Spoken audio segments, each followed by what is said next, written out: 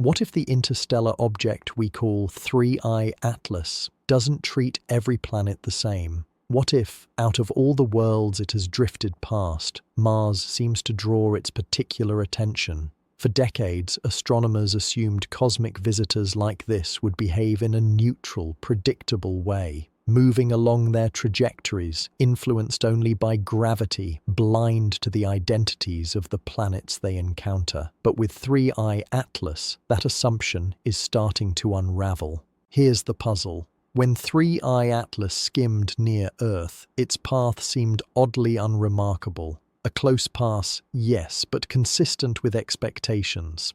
The object behaved like a piece of ancient rock pulled by nothing more than orbital mechanics. But as it neared Mars, the data shifted. Instruments picked up irregular fluctuations in brightness, as though the object was releasing bursts of energy, subtle, almost hidden, and not just once. Every time it drew closer to Mars, the signatures repeated like faint pulses. Coincidence or communication? To scientists, Mars has always been a planet of enigmas. It holds frozen rivers, dry seabeds, and the possibility of life's ruins preserved beneath its surface. If an object traveling from another star system were to notice any planet, why wouldn't it be Mars? From its thin atmosphere to its exposed geology, the red planet wears its scars openly.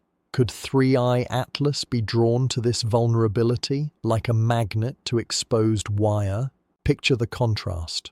Earth wrapped in a protective magnetic shield, cloaked in layers of atmosphere that blur and distort signals.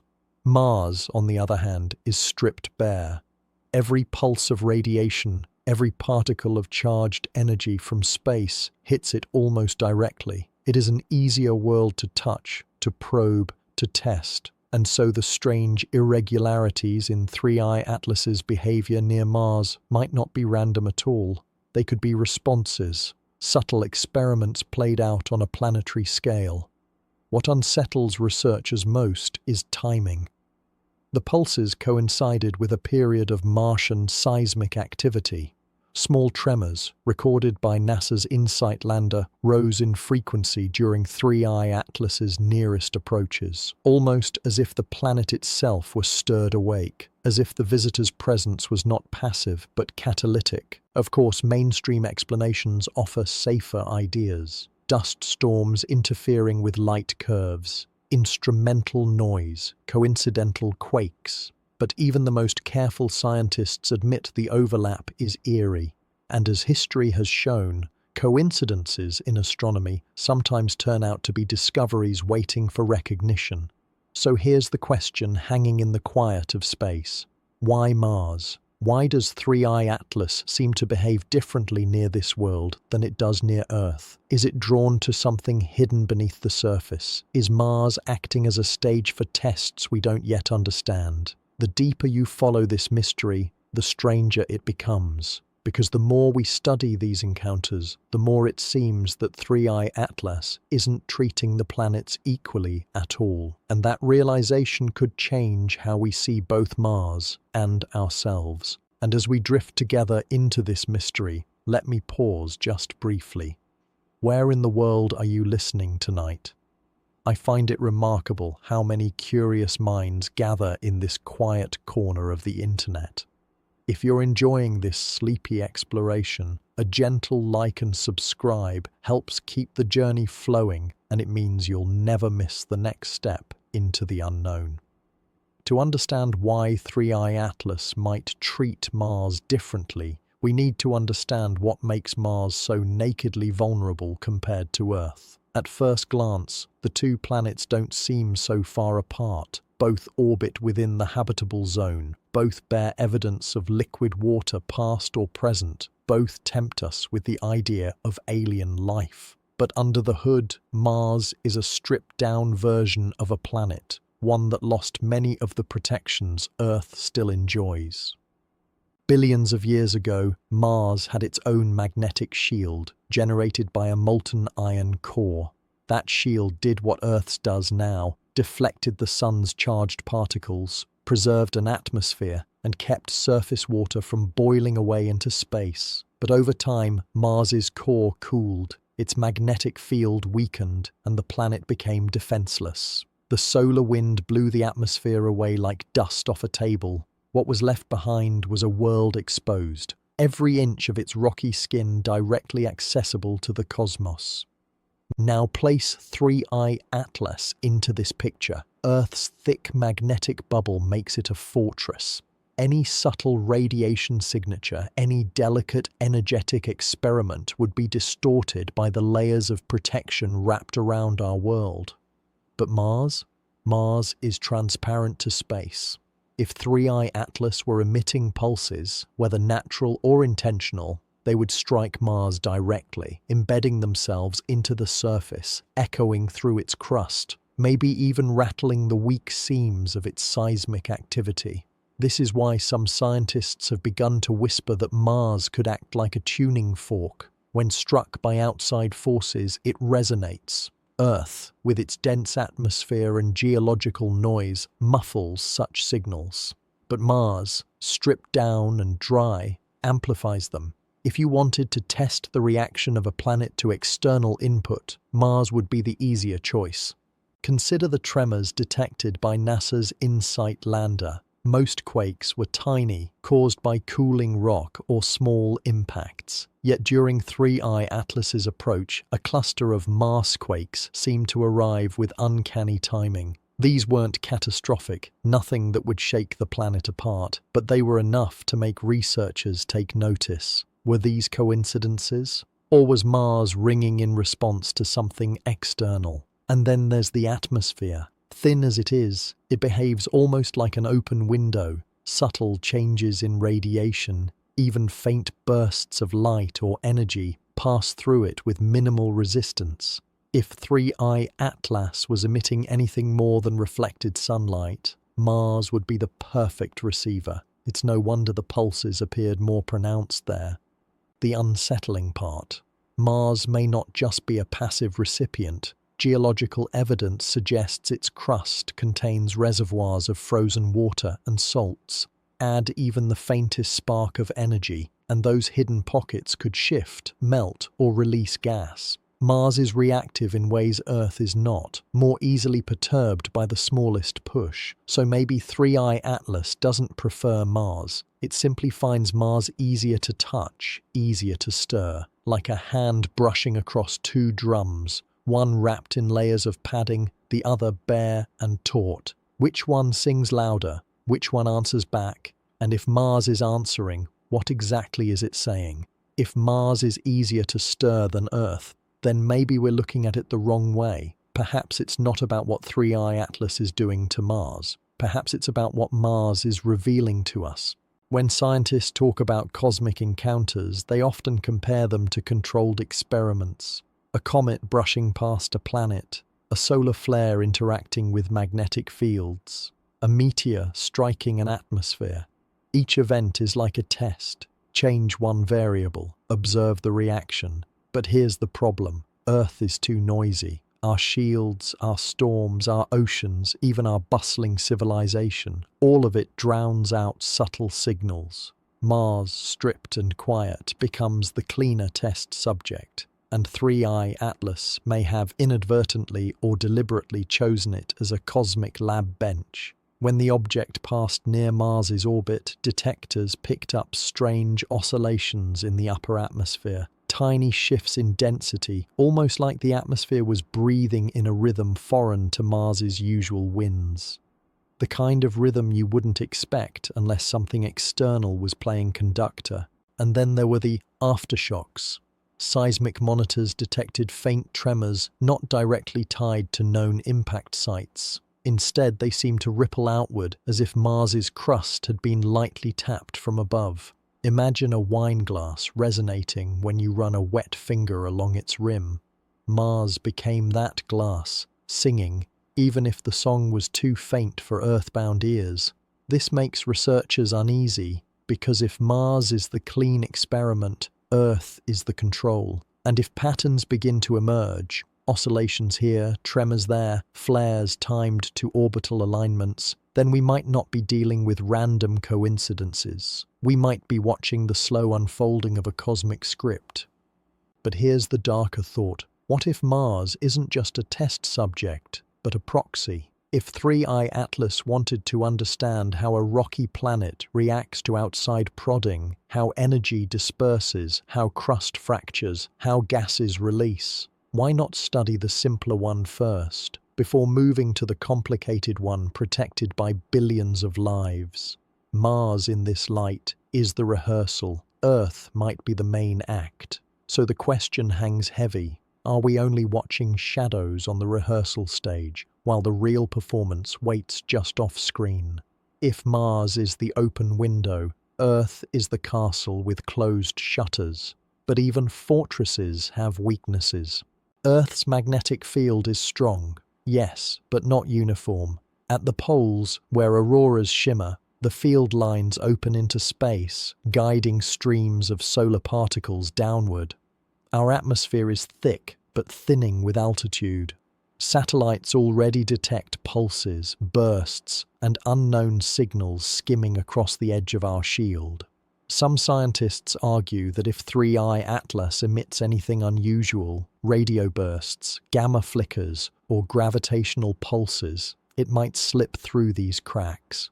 Here's the haunting part. While Earth absorbs and hides most of these effects, we see their echoes reflected back at Mars. Think of two siblings exposed to the same storm. One wears thick armor, the other stands bare. You wouldn't notice the lightning strike on the armored one, but the bare one flinches, jolts, reacts. That's why comparisons between the two worlds are vital. Data from Earth's satellites, lined up against Mars's quakes and atmospheric pulses, form a strange mirror. And that mirror suggests something chilling. Earth is being touched. Only our shields hide the bruises. This duality fuels speculation. Some researchers propose that 3i Atlas is more than just a wandering comet-like body. Its erratic brightness, its unusual trajectory, even the swarm of fragments reported around it, these hint at structure, at intent, at design. If it is natural, it is a freak of nature. If it is not, then Mars and Earth together become its canvas. But why the difference in treatment? Why does Mars seem louder, more dramatic in its responses? The simple answer, it is weaker. Yet in weakness lies clarity. Like a tuning fork, Mars rings true to even the smallest disturbance. Earth, though stronger, is more opaque. The message, if there is one, may be slipping past us unnoticed. And this is where mystery deepens, because some think Earth isn't being ignored, it's being observed more carefully. If Mars is the stage rehearsal, Earth is the audience test, and the show may not be over. Imagine 3i Atlas not as a comet, but as a question being asked of two worlds. How do you respond when I knock? Mars answered first, with tremors, with whispers of energy, with eerie transparency. Earth's answer for now is hidden behind its armor. But armor can crack, shields can fail. And when that happens, will Earth sing back the way Mars did? The stage is set. Mars has already spoken. Now, everyone is waiting for Earth's reply. If planets could speak, their atmospheres would be their voices. And lately, Mars's voice has been trembling. High above its rust-red deserts, orbiters detected flickers, strange pulses in the thin air. Not gusts of wind, not dust storms, but micro-vibrations echoing in the upper atmosphere. To scientists, it felt as though Mars was humming, resonating with something it shouldn't. What makes this even more unsettling is the timing. The oscillations seemed to sync with the trajectory of 3i Atlas as it swept closer to Mars's orbital path. Not exact, not precise, but too close for comfort. Imagine listening to an orchestra warming up, and suddenly one violin begins to match the pitch of a thunderstorm outside. Coincidence? Maybe. But maybe the storm and the violin are listening to the same invisible conductor. Meanwhile, Earth's atmosphere remained quiet, or so it seemed. Our layers are thicker, more stable, but satellites on the night side of Earth detected faint particle bursts, almost like whispers brushing against the ionosphere. Alone, they'd be easy to dismiss. Paired with Mars's trembling voice, they become part of a duet. This is the kind of mystery that scientists whisper about after conferences over late-night emails, because if atmospheres are voices, then 3i Atlas might be speaking. The unsettling question is, to whom? Is it calling out across the solar system, or is it testing, like tapping a microphone before delivering a message? And here's where the dreamlike quality creeps in. Poets and philosophers would tell you that Mars is the voice of vulnerability, bare, exposed, ready to tremble.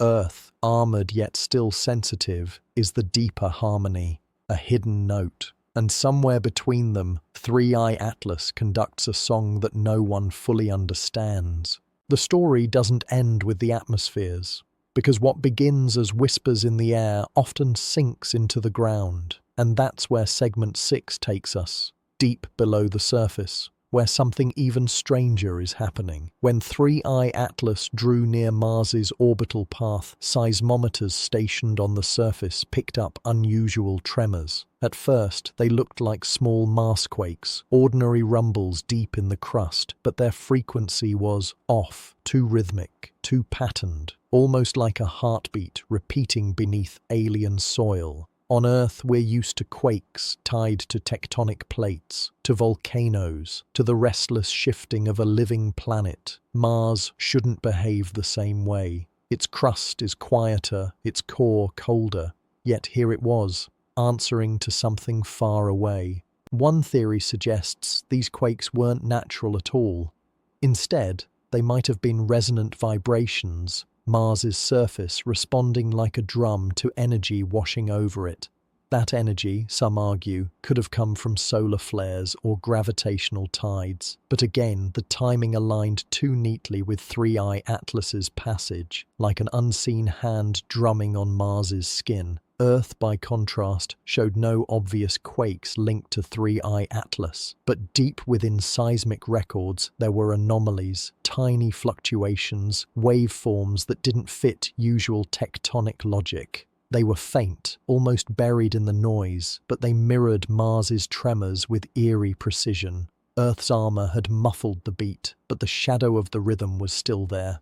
Here's where the storytelling takes a darker turn.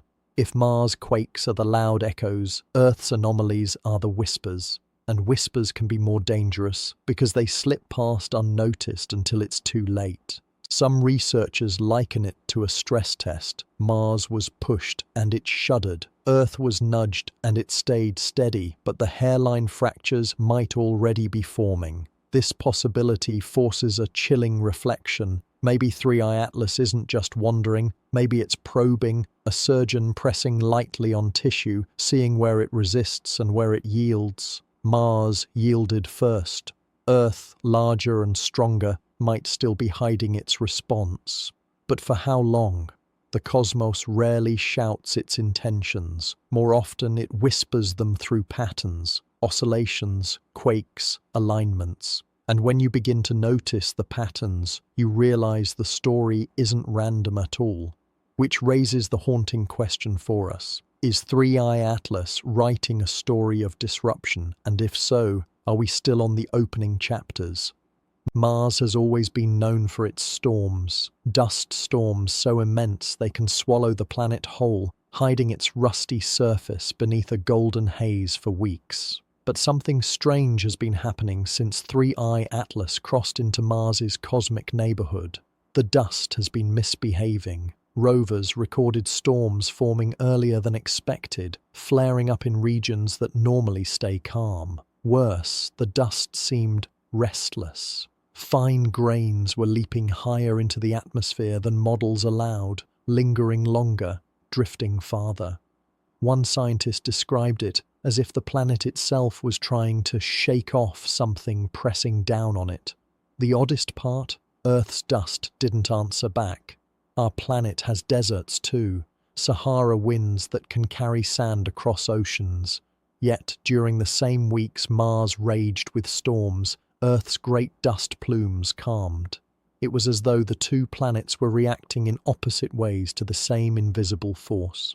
Patterns like this gnaw at the edges of science, because dust isn't just dust. On Mars, dust reflects sunlight, traps heat, and can even affect global climate cycles. If 3I Atlas is stirring those cycles, then Mars may be showing us a preview of disruptions Earth hasn't yet felt. And here's the chilling thought. Dust is the memory of planets. Every storm on Mars carries whispers of its past, ancient dried rivers, vanished seas, fragments of a world that once looked more like Earth. When storms rise higher, linger longer, it's as if the memory itself refuses to settle. So, what is Mars remembering? And what is 3I Atlas awakening in those memories? As the dust swirled higher, satellites picked up faint electrical discharges in the storms, blue flickers in a world that rarely flashes with lightning. They resembled the Earth's sprites, upper atmospheric phenomena that occur when storms connect with something unseen above. On Mars, with no thick atmosphere to cushion them, the flickers looked sharper, more direct, almost like signals. And if storms are signals, then segment 8 takes us to where signals matter most, into the magnetic skeleton of both planets. Earth has a shield, a vast magnetic field, born of molten iron swirling deep within its core. It wraps our planet like an invisible cocoon, deflecting solar winds, protecting oceans, atmosphere, and life itself.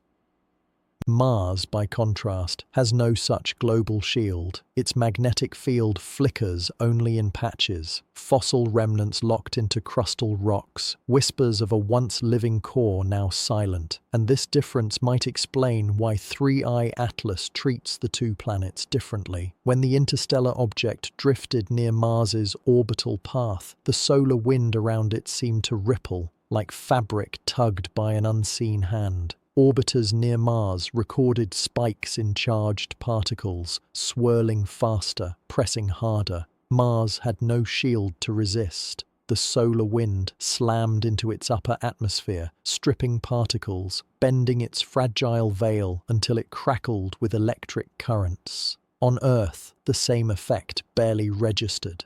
Our magnetic field absorbed the push, flexing and snapping back like a sturdy bowstring. But even here, auroras flared unusually bright in places far from the poles, rare lights in skies that usually stay dark. Earth's shield had defended us, but not without showing strain. Now imagine this from a storyteller's angle. Mars is like a child without an umbrella in a storm, drenched and trembling. Earth is the elder sibling with a shield, still wet, still buffeted, but able to endure. And 3I Atlas? It is the storm itself, relentless, testing, perhaps even measuring the strength of the shields it encounters. The implications worry scientists. If Mars quakes, storms, and magnetic distortions are all linked to 3I Atlas's passage, then Earth's defenses may only be delaying the inevitable. Shields crack under enough strain. The auroras of today could be warnings of tomorrow. And yet, in this haunting difference lies a deeper mystery. Why does 3I Atlas seem to care about these planetary defenses at all? Is it simply stirring the solar wind as it drifts by? Or does it thrive on testing the very thresholds of planetary resilience? The thought lingers like static in the air. If Mars was the easier target, Earth may only be the next challenge.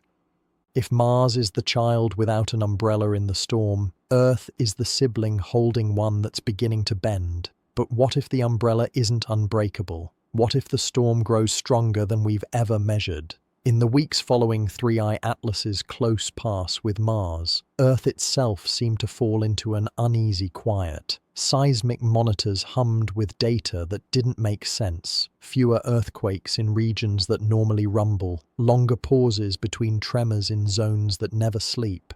It was as if the planet was holding its breath. At first, scientists welcomed the reprieve, but then came the subtle aftershocks. Tiny pulses not from deep faults, but from the upper atmosphere. Instruments high above Earth registered fluctuations that looked eerily like Mars's magnetic crackling, though muted. We weren't safe. We were simply insulated. And insulation only lasts so long when the wires underneath are overheating. Nature, too, began to act strangely. Migratory birds that use Earth's magnetic field to navigate veered off course, flocking to regions they'd never visited before. Whales stranded themselves on beaches, as if their internal compasses had been scrambled. Even the auroras that had dazzled after 3I Atlas's passage refused to fade. They lingered, glowing faintly at night over cities unaccustomed to them, ghostly curtains swaying in skies too far south. The silence, the wildlife confusion, the restless skies. It was the planetary equivalent of someone pacing nervously in the dark, waiting for a knock at the door. And here is where the comparison with Mars becomes chilling. Mars reacts with chaos, dust storms, magnetic lashings, visible quakes. Earth reacts with restraint, but restraint that feels unnatural, like a pressure cooker tightening its lid. The question becomes, is Earth's silence a defense or a warning? Is the magnetic field buying us time, or is it bottling up an inevitable release? As the silence deepened, scientists turned their attention skyward. They wanted to know not just how Earth was responding, but how the Sun itself, the engine of the solar system, was changing under the influence of 3I Atlas. The Sun is no stranger to visitors. Comets dive into its corona and evaporate in spectacular bursts. Solar winds collide with interstellar gas and ripple across the galaxy. But 3I Atlas is not like other visitors. In the weeks after its path aligned near Mars, the Sun's behavior began to grow erratic. Sunspots multiplied faster than models predicted. Solar flares erupted with unusual rhythm, almost patterned, like a drumbeat rather than random thunder. Some flares weren't aimed outward, but seemed to curve, looping back along magnetic lines, collapsing inward. Imagine lightning that refuses to strike away, instead folding back toward its own cloud. This inward curling fascinated and unsettled solar physicists. It suggested a feedback, as if the Sun were responding to a signal rather than unleashing chaos blindly. One researcher described it as the Sun humming in tune with something else. And then came the whispers. Radio telescopes designed to monitor solar emissions picked up faint anomalies, repeating pulses embedded in the roar of solar static. At first dismissed as interference, the pulses returned night after night, regular and patient, not fast like a pulsar, not irregular like cosmic noise, but steady like breathing. Where did they come from? The only common factor was timing. The pulses coincided with 3I Atlas's position relative to the Sun. Whenever the object dipped into the solar wind's densest streams, the whispers grew louder. Whenever it drifted farther, they softened but never vanished. For Earth, shielded by a magnetic cocoon, these whispers were little more than static. For Mars, bare and exposed, they might have felt like shouts. And that, perhaps, is the difference. Earth can muffle the voice of 3I Atlas, while Mars has no choice but to listen. But here's the most haunting possibility. What if these aren't whispers at all? What if they are instructions flowing into the Sun's magnetic veins, altering its pulse? The storms on Mars, the auroras on Earth, the irregular flares, all might not be reactions but orchestrations. If that's true, then 3I Atlas is not merely a passenger in our solar system, it is a conductor, and the Sun, the very heart of life on Earth, may be following its rhythm. When whispers ripple through the Sun, they don't stay confined to the furnace. They travel outward, riding on the solar wind, threading themselves into every magnetic stream, every aurora, every quiet storm of charged particles brushing Earth's shield. At first, the changes seemed harmless. A faint flicker in communication satellites, a momentary static in GPS signals, a brief radio blackout that most people never noticed. Engineers logged them as anomalies. shrugged, and moved on. But anomalies began to multiply. Flights crossing the poles reported strange compass drifts. Submarines deep in the oceans received interference in sonar pings. Even migratory animals, those ancient navigators of Earth's field, seemed bewildered, veering hundreds of miles off course. And still, most of the world went about its daily rhythm, unaware that the invisible lines surrounding their planet were twisting like threads under strain. Seismologists noticed something stranger still. Beneath the oceans, at tectonic boundaries, deep tremors began pulsing in synchrony with solar storms. This should not have been possible. The Earth's crust and the Sun are worlds apart, linked only by distance and coincidence, or so we thought. Yet the data showed a rhythm. Solar wind bursts, followed hours later by microquakes echoing in the seafloor.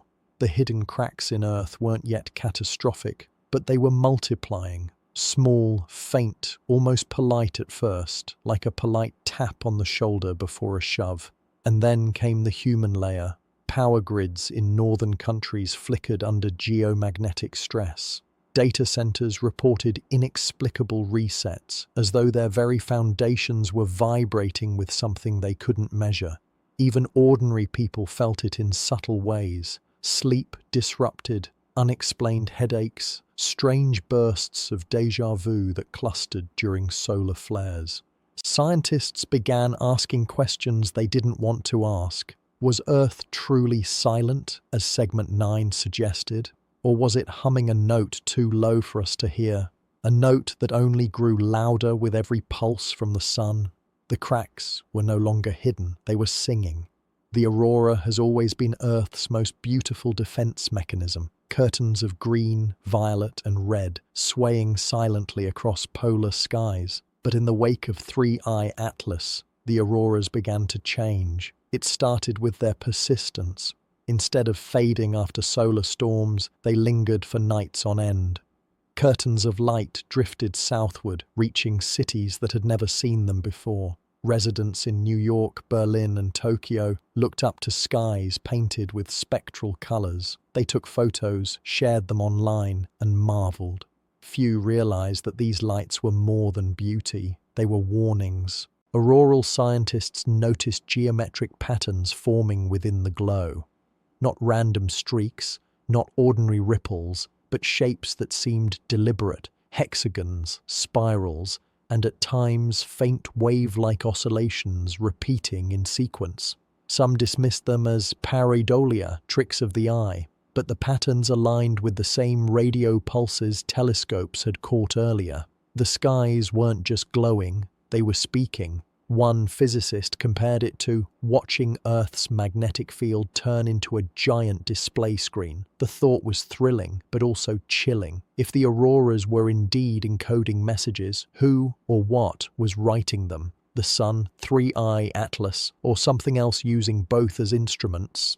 Meanwhile, ancient myths resurfaced. Indigenous stories from the Arctic spoke of the aurora as spirits sending warnings to the living. Now those tales felt less metaphorical, more like echoes of forgotten knowledge. What unsettled researchers most was the timing. The brightest auroras pulsed in harmony with seismic tremors, linking sky and earth in a choreography that defied coincidence. It was as though the planet's crust and its magnetosphere were dancing to a single tune, and that tune originated beyond both, somewhere near 3I Atlas. For ordinary viewers, it was enchanting. For scientists, it was terrifying. Because if the auroras were carrying information, the implication was stark. Earth was not a passive world enduring cosmic weather. It was a participant, drawn into a dialogue it could not refuse. The question sharpens. If Earth and Mars are both reacting, albeit differently, what about the other planets? And what secrets might the gas giants reveal, standing as the sentinels at the edge of our solar system? If Earth's auroras were speaking, the next logical question was, what about the other planets? Astronomers turned their gaze toward Jupiter, the great amplifier of the solar system. A world so massive it could swallow all the others and still have room to spare. Jupiter had always been a mystery machine. Its magnetosphere was the largest structure in the solar system, extending millions of miles into space. Radio astronomers had long known it to sing in bursts and static, like a cosmic lighthouse sweeping through the void. But in the weeks after 3I Atlas brushed past Mars, Jupiter's voice changed. Instead of sporadic radio bursts, telescopes began catching long, sustained emissions, almost like chords. They weren't random static. They carried structure, rising and falling in rhythm, sometimes echoing frequencies seen in Earth's auroras. Some researchers compared it to an orchestra where Earth hummed the melody, but Jupiter thundered the bass. The planet itself seemed restless. Hubble images revealed storms intensifying at alarming rates. The Great Red Spot, already a centuries-old hurricane, appeared to pulse in brightness, glowing in sync with solar flares.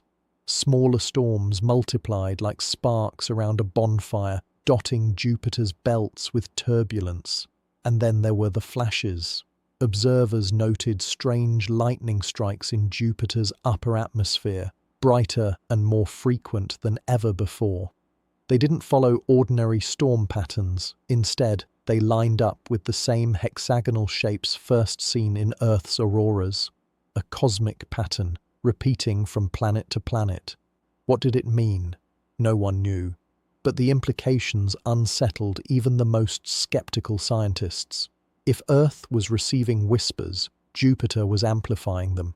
The largest planet in our solar system had become not just a protector, deflecting asteroids, but perhaps a kind of cosmic loudspeaker, blasting the signal louder and further. And if Jupiter was the amplifier, what role did Saturn play? With its delicate rings and eerie hexagon at the North Pole, Saturn had always felt like a coded message waiting to be read. Saturn is the poet among planets.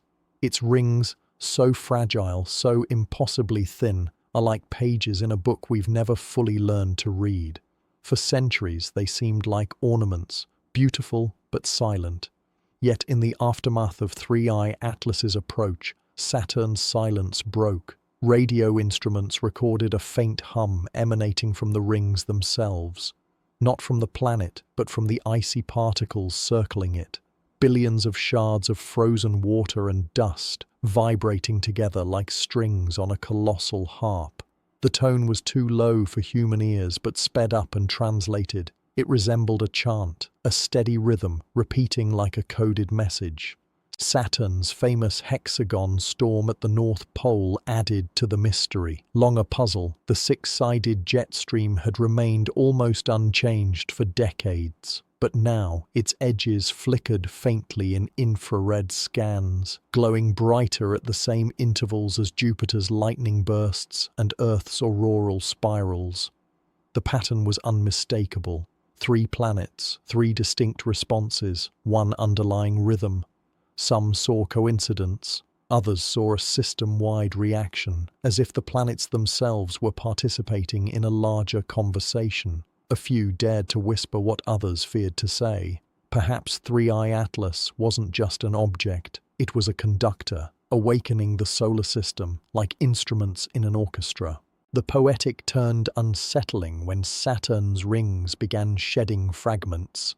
Tiny particles escaped the balance of gravity and drifted into space, sparkling like a mist.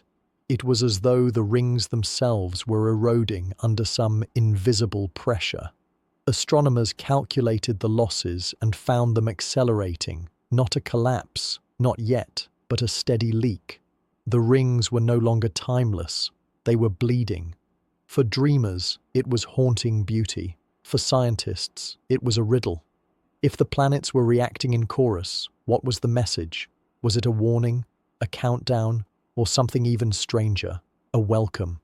Our journey turns to the outermost guardians, Uranus and Neptune, 2 worlds so far away, so cold, yet perhaps carrying the faintest echoes of this cosmic music. If even they respond, then the truth is undeniable. 3I Atlas is not merely visiting, It is conducting a solar symphony, and every world is being forced to play along. Beyond Saturn's shimmering rings lies a world that feels more like an afterthought than a planet, Uranus.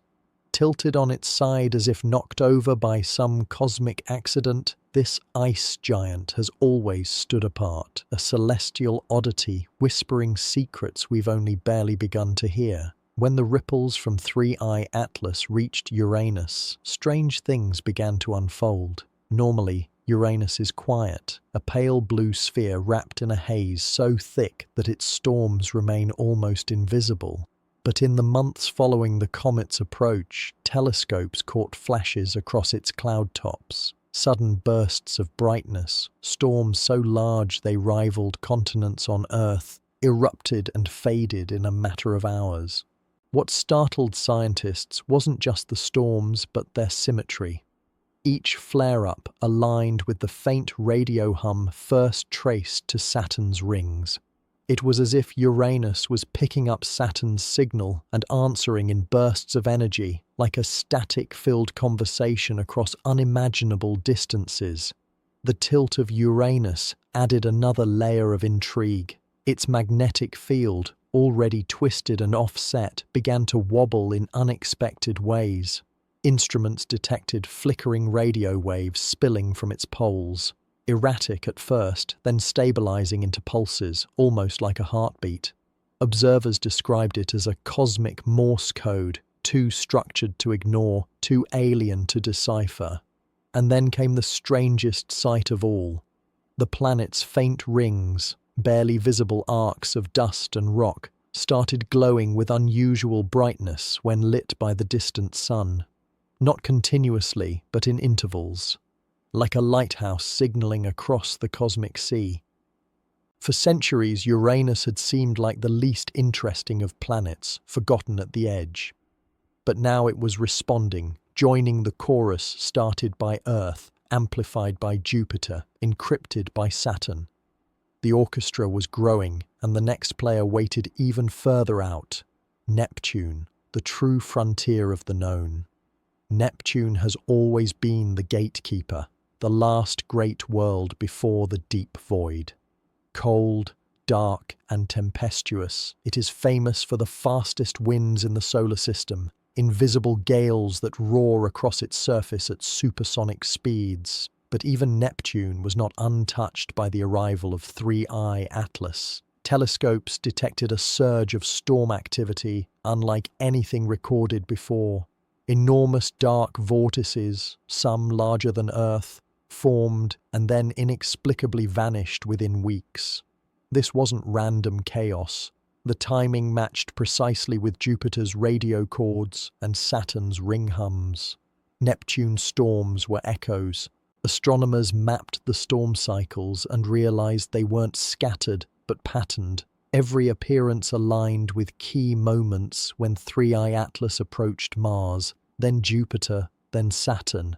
Neptune was not just reacting, it was mirroring. Even more unsettling were the arcs of light seen near Neptune's faint rings. Normally dark and difficult to detect, the arcs began to shimmer faintly in ultraviolet scans, as if fluorescing under an unseen lamp.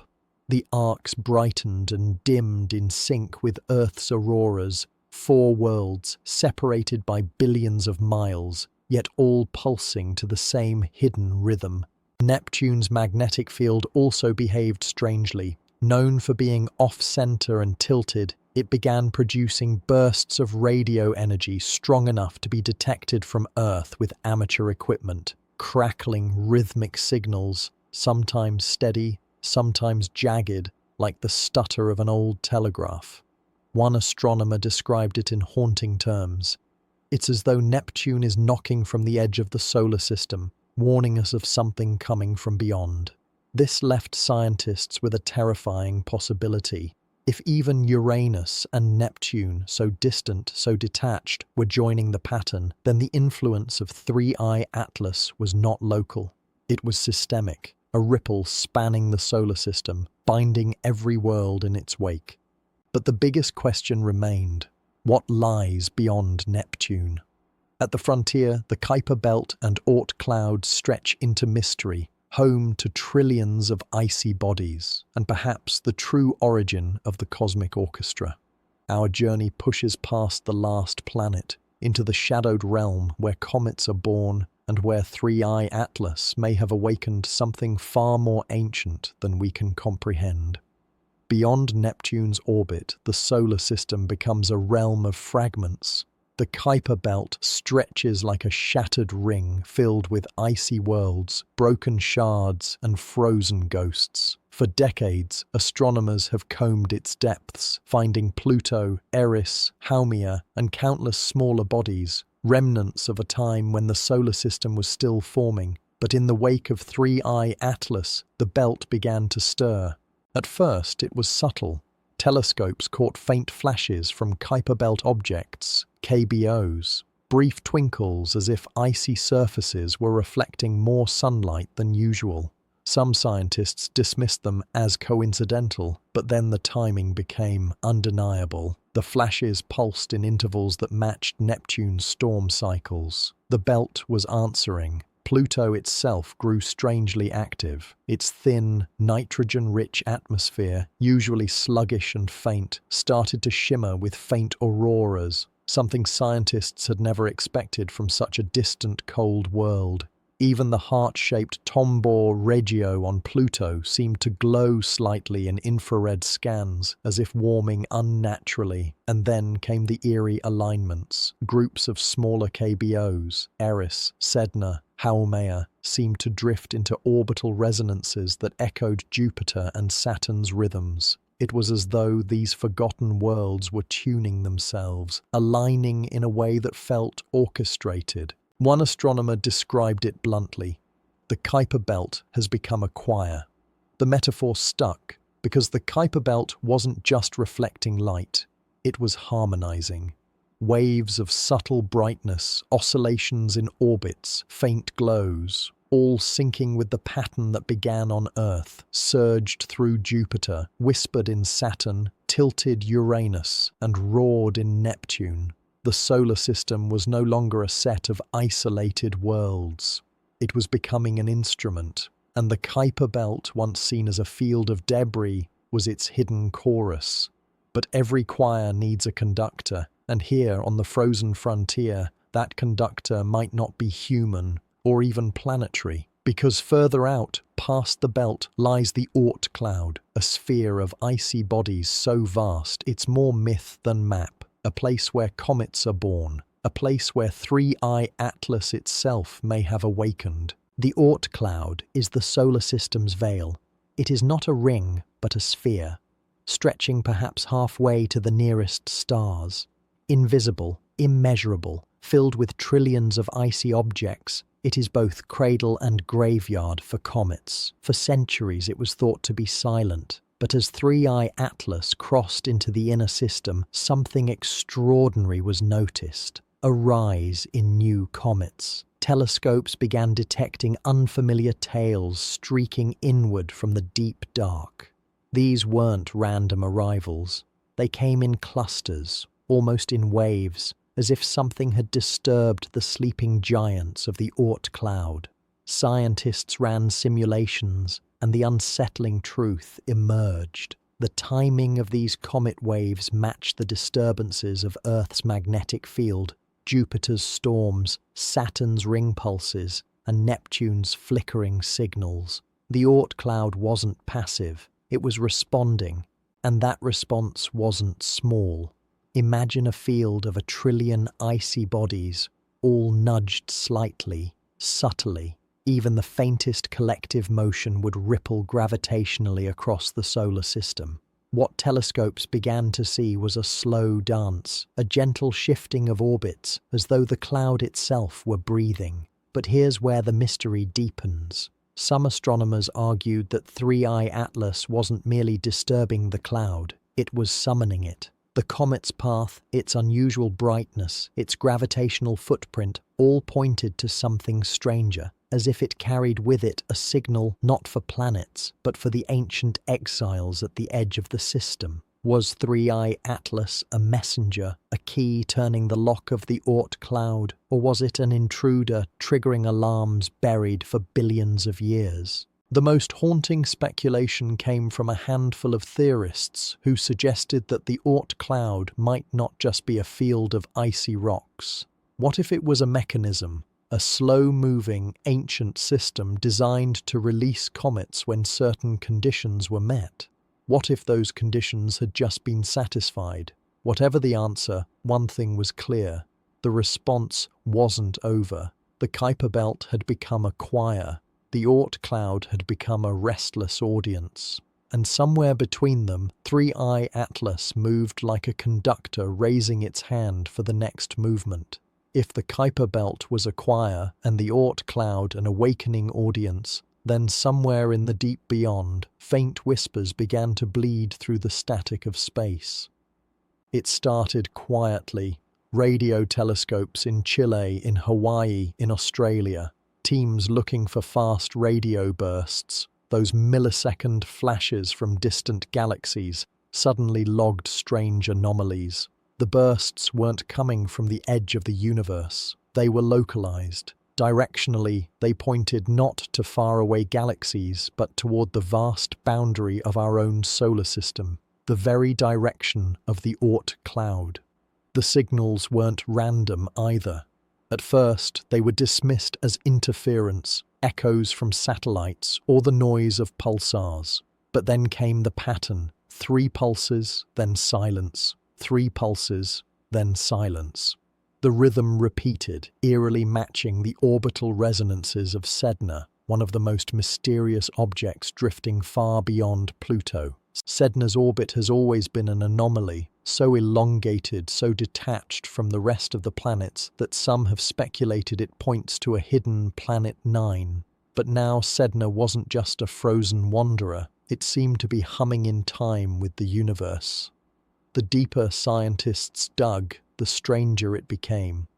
Magnetometers aboard Voyager 2, still traveling through interstellar space, recorded faint fluctuations, minute, almost imperceptible waves in the magnetic field. When mapped against the radio bursts, the alignment was uncanny, as if the Oort cloud itself wasn't just breathing, but speaking. The question no one wanted to ask was the obvious one: to whom? Because if the signals were intentional, then humanity was no longer listening to a passive solar system. It was listening to a message that had always been there, waiting for the right disturbance to wake it. And 3i Atlas, this icy interstellar stranger, may have been the key that unlocked the voice. Some astronomers dared to whisper what others feared. Perhaps the solar system isn't a closed system at all. Perhaps it is part of something larger, an interstellar network of signals, waiting for alignments, waiting for conductors, waiting for someone or something to arrive. For centuries, the edge of the solar system was imagined as a wall, a final horizon beyond which lay the void. But what if that boundary was never a wall, but a doorway? As the comet waves streamed inward, as signals pulsed in the dark, telescopes caught another anomaly. This time, not just a flicker of light or a shift in gravity, but motion. From the farthest edge of detectable space, faint objects appeared to move inward. Not comets, not asteroids, but clustered points of light too steady to be chance, too patterned to be chaos. Some described them as a swarm. Others suggested they might be rogue planets or brown dwarfs drifting closer. But the most haunting interpretation was this: they were responders. It was as if the solar system had called out, and now the void was calling back. The first to notice the pattern was a team mapping the motions of long-period comets. Instead of scattering randomly, the comets traced arcs that converged into geometric shapes, triangles, pentagons, spirals, so vast they spanned billions of kilometers. These were not natural alignments, they looked like choreography. Scientists hesitated to publish. The data was undeniable, but the implications were unthinkable. If the Oort cloud was signaling, And if these distant movements were in response, then humanity was no longer a bystander in a quiet corner of the cosmos. It was part of an unfolding conversation written in orbits and light, and yet the most unsettling possibility wasn't the existence of life beyond. It was the possibility that the solar system itself was alive. That the planets, the belts, the clouds, all woven together, formed something vast and conscious.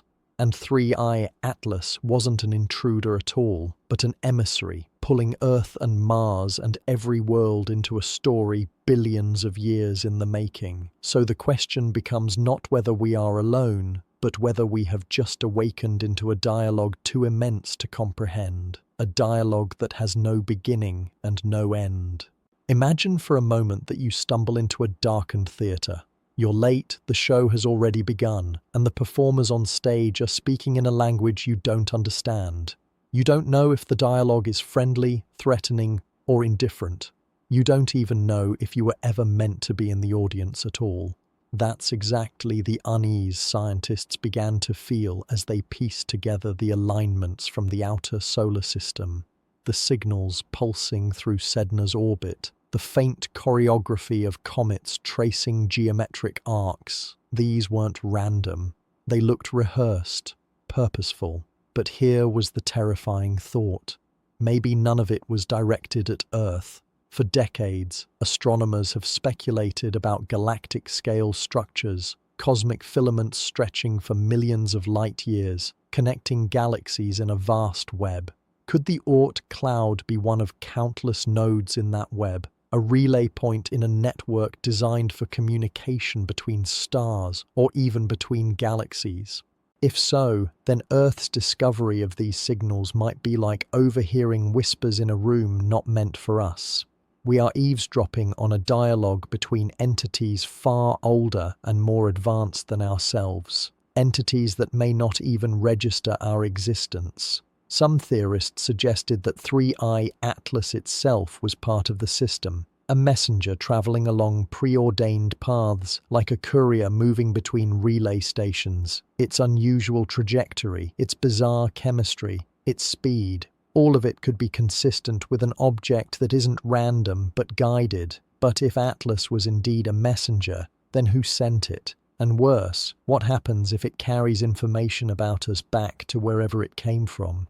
Here's where the existential dread deepens. Because if the solar system has always been part of this hidden dialogue, then Earth's sudden awakening might be a disruption, like a small child shouting in the middle of a sacred ceremony.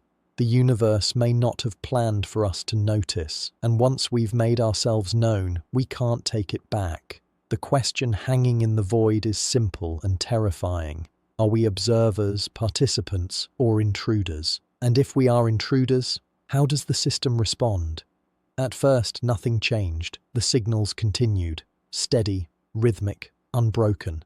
The comets continued their vast spirals. But then came the anomaly.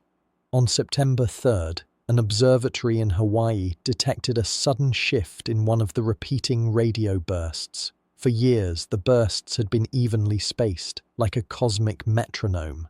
But this one stuttered. 3 pulses, then 4. 3 pulses, then 4. The change was subtle, but unmistakable. It was as if the system had noticed. In laboratories across the globe, data analysts ran simulations. What did the stutter mean? Some argued it was a glitch, a natural variation. Others saw it differently. The 3 pattern had always aligned with Sedna's orbital rhythm, but the addition of 4 pointed inward, toward Neptune. It was as though the dialogue had shifted its focus, as though the system, for the first time, had turned its gaze toward the inner solar system, toward us. And then, as if on cue, new anomalies erupted closer to home. Strange auroral storms on Jupiter, unusually violent even for the gas giant. Saturn's rings shimmering with faint electrical discharges, caught in high-resolution imaging. And on Mars, Perseverance's instruments recorded a sudden spike in radiation, unlike any cosmic ray storm it had measured before. Was this coincidence? Or was this the beginning of a response protocol? Some whispered that humanity had crossed a threshold. By noticing the pattern, by decoding even fragments of the signal, we had sent a message back, whether we intended to or not. And the system was now testing us, probing us, acknowledging our presence. But acknowledgement isn't always a blessing. In every human story of first contact, recognition leads to consequence. And in this story, the consequence may not be survival, but assimilation. Because if the solar system itself is alive, and if 3I Atlas is its messenger, then perhaps Mars was chosen over Earth for a reason. Perhaps Earth is already too noisy, too fragile, too unstable. Mars, silent and waiting, may be the system's candidate. And in that quiet shift from 3 to 4, humanity may have just been given its first and only warning. For decades, Mars has been our mirror world. Dry where Earth is wet, thin where Earth is thick, silent where Earth sings with life. But in the wake of Atlas's strange choreography, a new interpretation has emerged, one that reframes Mars not as a failed twin, but as a chosen vessel. The question is simple, almost too simple. Why does 3I Atlas appear to linger, to hesitate, as its orbit brushes against Mars's gravitational reach, yet streaks past Earth with little regard? If Atlas were only a wanderer, chance should dictate indifference, but the data says otherwise. Look closer at the Perseverance rover's recent logs. Its detectors didn't just pick up a spike in radiation, they recorded a rhythmic modulation in the background static, faint, subtle, nearly dismissed as noise, until analysts compared it to the altered 3-4 pulse from Sedna's orbital relay.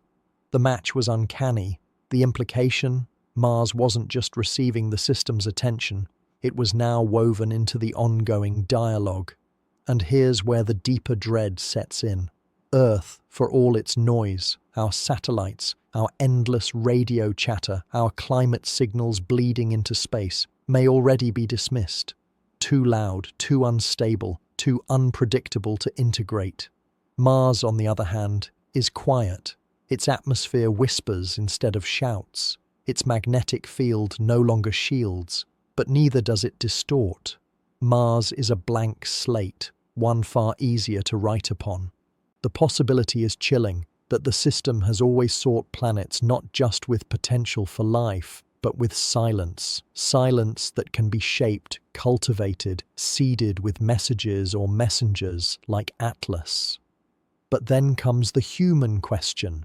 If Mars is chosen, what does that make Earth? A neighbor, a threat, or worse, an audience not meant to interfere? Every telescope pointed at Mars now feels less like exploration and more like trespassing. We watch a stage we were never invited to, and Atlas, glowing faintly as it drifts past, might not just be the actor, it could be the stagehand, arranging Mars for a performance yet to come. And the curtain hasn't even risen. If Mars is the candidate, then surely the evidence must be etched into its own bones. And here, the story folds back into familiar mysteries. Those leopard spots Perseverance drilled, those strange salt deposits Curiosity traced, those radar echoes deep beneath the South Polar ice cap that hint at liquid water still clinging to life. But imagine reframing them, not as remnants of a bygone biosphere, but as placeholders. Systems strategically positioned, waiting for the right cue to awaken. Suddenly, the planet's puzzling anomalies begin to read less like accidents and more like an installation, an ancient experiment left dormant until the right trigger arrives.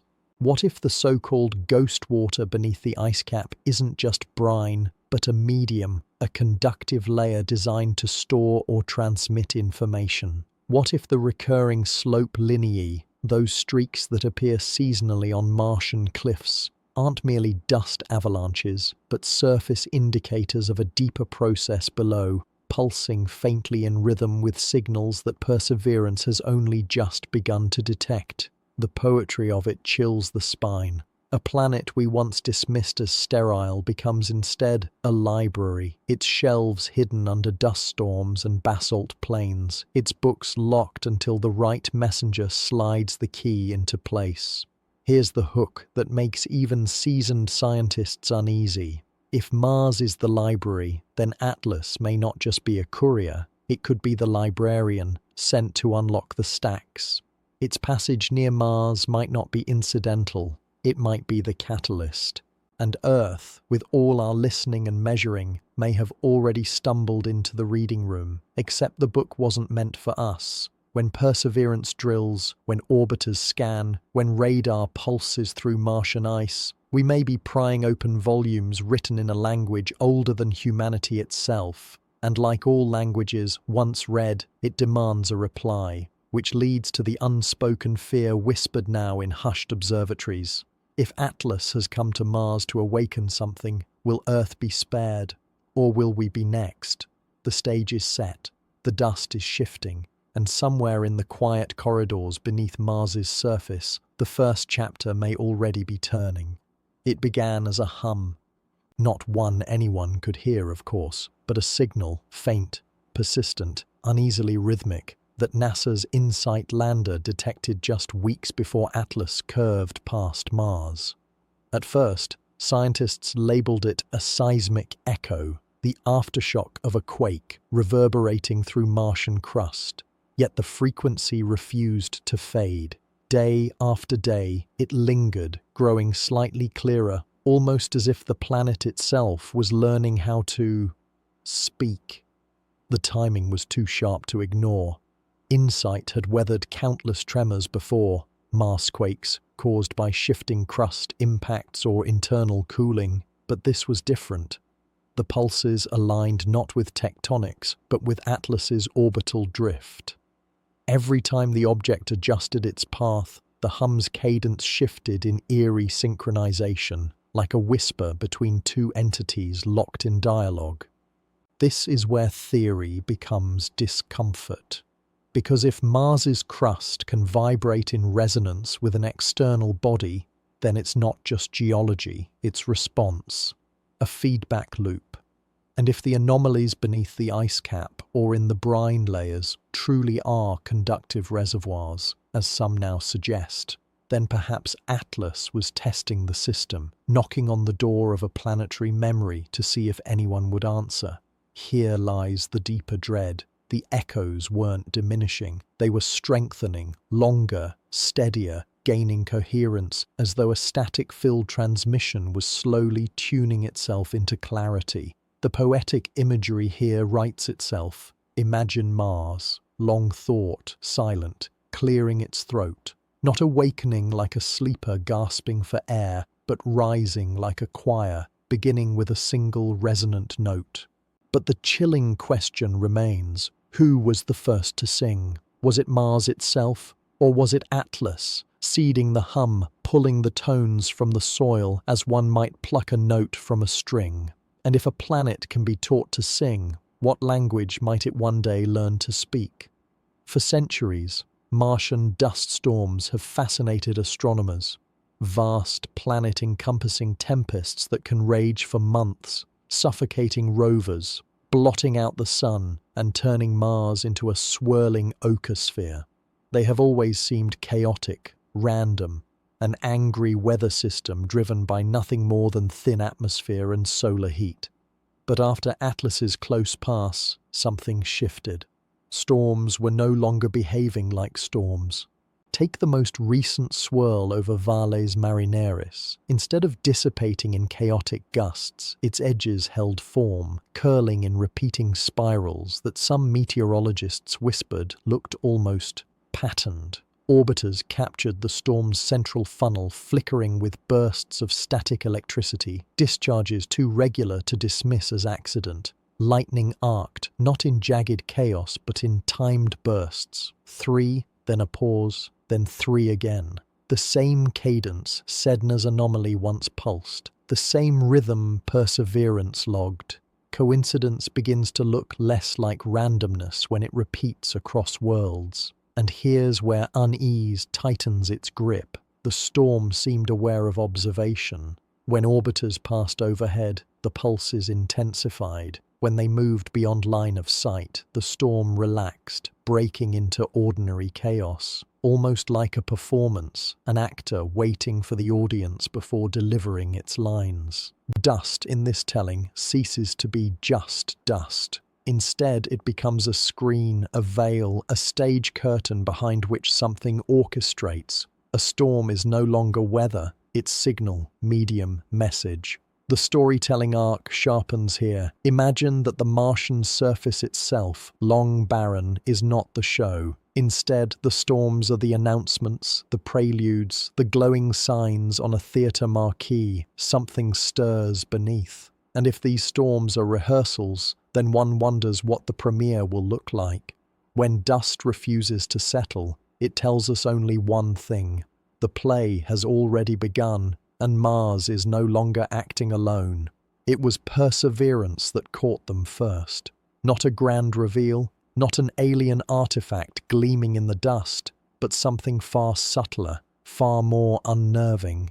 In a stretch of Jezero Crater where the rover had trundled countless times before, its cameras captured etchings on the ground. They weren't carved like glyphs on stone, but drawn as though by the hand of the wind. Lines of dust curling in repeating arcs, meeting at perfect intersections. Some scientists dismissed them as aeolian shapes, the kind that emerge when wind sweeps fine particles into rippling dunes. But perseverance kept moving, and the patterns kept following. 12 spirals on the ground, spread out like stepping stones, each equidistant, each drawn in the same uncanny precision. When engineers back on Earth analyzed the images, the coincidence unraveled further. The spacing matched, almost to the meter, the rhythm of the storm lightning pulses recorded days earlier. Coincidence? Perhaps.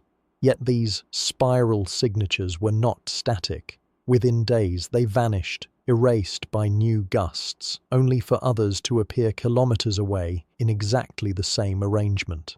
The planet was sketching and erasing, as though practicing a design not yet ready for permanence.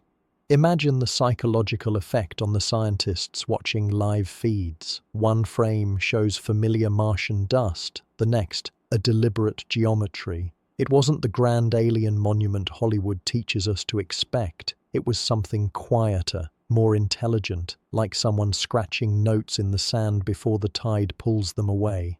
And here's the dreamlike dread. Rovers are not just explorers, they are witnesses. If Mars is drawing, it's not doing so blindly. It's doing so knowing something is watching. The question is, who's the intended audience? Earth or Atlas? If storms are the overture, then perhaps these ground patterns are the sheet music.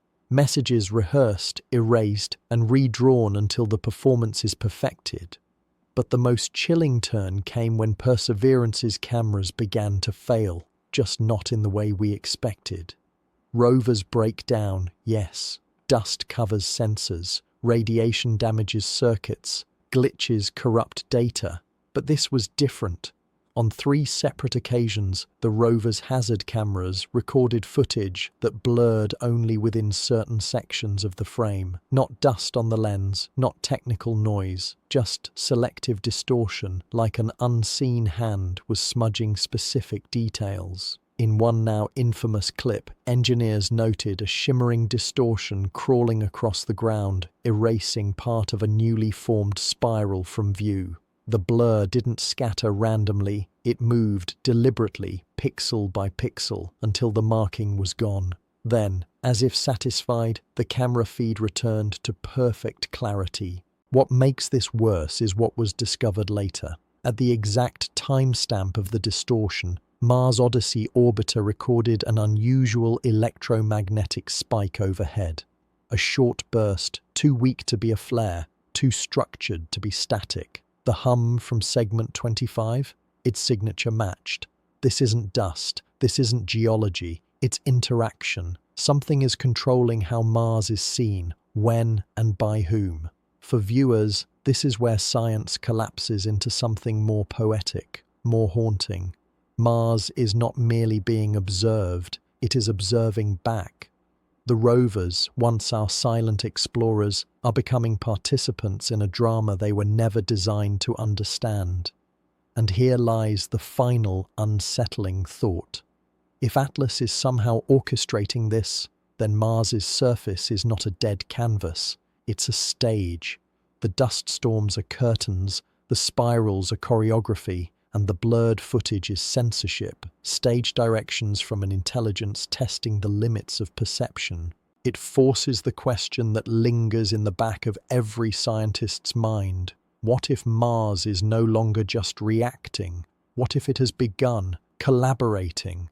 When the surface gave us spirals and erased them, it felt like a riddle left half-solved. But then came the moment when our gaze pierced deeper, literally, into the Martian ground. Perseverance, along with orbiters like Mars Reconnaissance, carries instruments that read beneath the dust, radar pulses designed to map subsurface layers. They were meant to uncover ancient lake beds, the sediments of vanished rivers, perhaps the ghost of an ocean floor. What they found instead was something no one had programmed them to expect. In Jezero Crater, where the rover had captured the spirals, radar sweeps returned echoes that didn't behave like sedimentary rock. Normally, waves scatter gently through soil, painting a picture of layers and voids. But here, the returns came back too clean, too sharp, like bouncing off something polished. Engineers described it as if the radar had struck a surface unnaturally smooth, lying 20 meters below the dust. At first, it could have been ice. Mars hides frozen sheets beneath its crust, remnants of a wetter age. Yet the signatures didn't match ice. The reflectivity was wrong. The density calculations, too dense for frozen water, too structured for natural rock. The data hinted at flat plains, corners, voids that repeated at precise intervals. The strangest part, these echoes weren't static.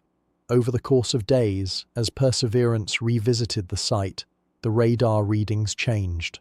Angles shifted, voids disappeared, then returned. Like something beneath the surface wasn't just buried, it was moving.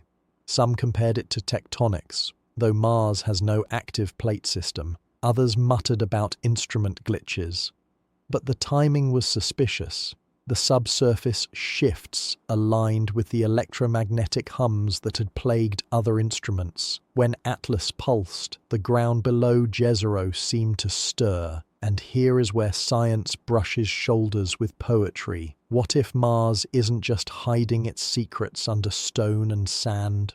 What if the planet itself is rehearsing a reveal, waiting for the right alignment of orbit, of object, of witness, before letting its stage machinery rise? The rovers may have found the basement lights of Mars. The question is, what or who is waiting in the basement? From those radar anomalies sprang whispers of a theory so old it was once discarded as fantasy, that beneath Mars lies not just rock, but hollow space. Hollow planets have long been the playground of myth and pseudoscience. Yet the data now forced serious journals to discuss the unthinkable. If the reflections weren't ice or rock, then what? A chamber, a cavern, or as some dared whisper, an engineered cavity. One model stood out, the idea of a resonance chamber.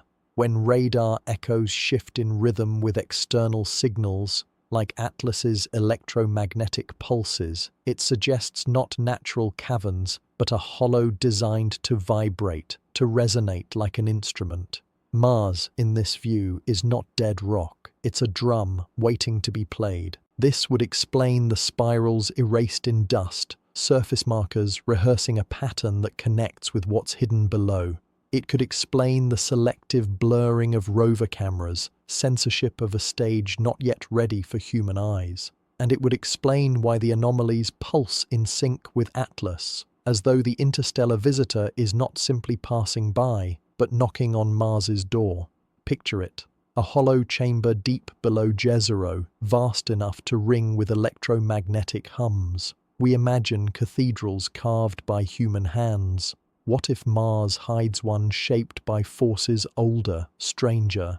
Every hum from Atlas might be a key pressed on that planetary organ, each storm a drum roll, each erased spiral a rehearsal of choreography. And here lies the unbearable question for Earth scientists. If Mars is the stage and Atlas is the conductor, then what role do we play? Are we audience or part of the performance? It's no longer about what Mars is hiding, it's about what Mars is preparing to show. For a time, the hollow chamber hypothesis remained just that, a whisper, a speculative theory that academics toyed with but never dared place in the spotlight.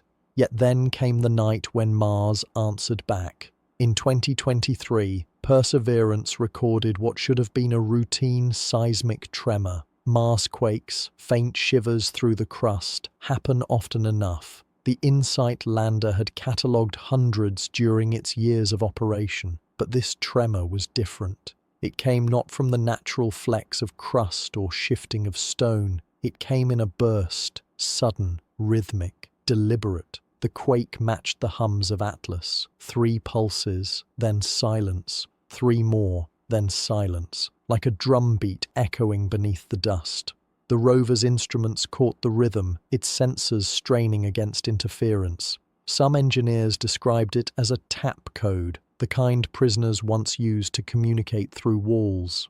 Even more eerie was the timing. Atlas had just released a burst of electromagnetic energy near Mars's orbit, detected by Earth-based observatories. Hours later, the Martian surface stirred. It was as if the hollow chamber didn't just exist, it was listening. Skeptics argued for coincidence, but the coincidences piled higher. Each time Atlas flared, tremors followed. Each time the hum surged, radar echoes shifted. The chamber wasn't passive, it was resonating, and with resonance came light. Perseverance's cameras captured faint glows on the horizon during the nights after these tremors, wisps of blue phosphorescence seeping upward from fissures. Scientists first blamed static discharges, the kind dust storms sometimes create, but the glow pulsed in the same rhythm as the tremors. It was no random spark, it was synchronization. That was the moment many realized. Mars isn't just being observed by Atlas. Mars is participating. The chamber beneath the crust is not dead geology, but an instrument, tuned long before we arrived, now responding to the presence of a visitor. We once looked for alien artifacts in crashed ships, broken probes, or abandoned monoliths. But what if the artifact is larger than any machine? What if the planet itself is the artifact? It leaves us with a chilling thought. Atlas isn't just passing through, it's waking something up. When Earth scientists saw the resonance alignments, they searched for patterns, and what they found sent a ripple of dread through the astronomy community. The pulses weren't random. They matched mathematical ratios that appeared eerily familiar. Orbital harmonics between Earth and Mars. The chamber wasn't simply echoing Atlas, it was weaving Earth into the rhythm, one sequence repeated endlessly, a 3.2 ratio, the same resonance that links Pluto and Neptune in their orbital dance. Another sequence mimicked Earth's sidereal rotation, 23 hours, 56 minutes, captured in miniature, as if the chamber were rehearsing Earth's own heartbeat. It was as though Mars was practicing 2 parts of a duet. One for itself, one for Earth. And Atlas was the conductor. The implications were staggering. If Mars's hollow chamber is a planetary instrument, then Atlas is using it not just to awaken Mars, but to synchronize 2 worlds. Earth and Mars, locked in resonance, playing roles in a symphony that no human hand composed.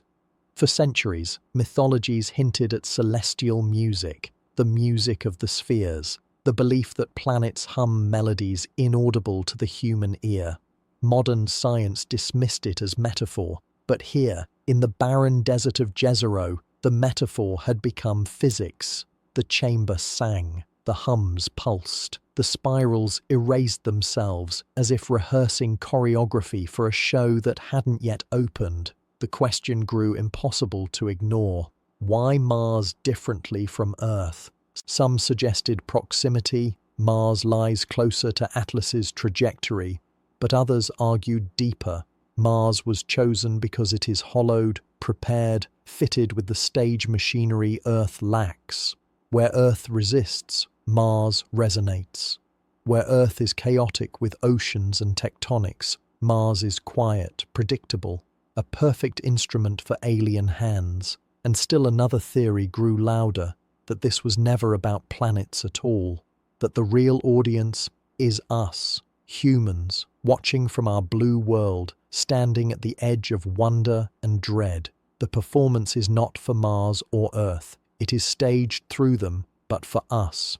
If true, then Atlas hasn't just chosen Mars differently, it has chosen to use Mars as a mirror, reflecting Earth's place in a cosmic story we barely understand, and the curtain, it seems, is only just beginning to rise. At first, the tremors were whispers, barely noticeable, easily dismissed. A twitch beneath Perseverance's wheels, a faint shimmer on seismographs, something only the most obsessive data analysts would notice at 3 a.m.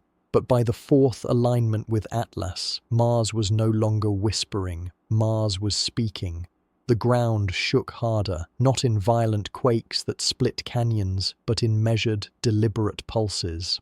Every resonance was timed, precise, as though the planet itself were keeping tempo with an unseen conductor. Instruments across orbit confirmed the pattern. MAVEN detected sudden surges in ionospheric density, matching each ground tremor below. Mars Odyssey recorded faint gamma-ray bursts that flickered in rhythm. Even the atmosphere seemed to hum. Thin as it is, it rippled in faint waves as if stirred by sound.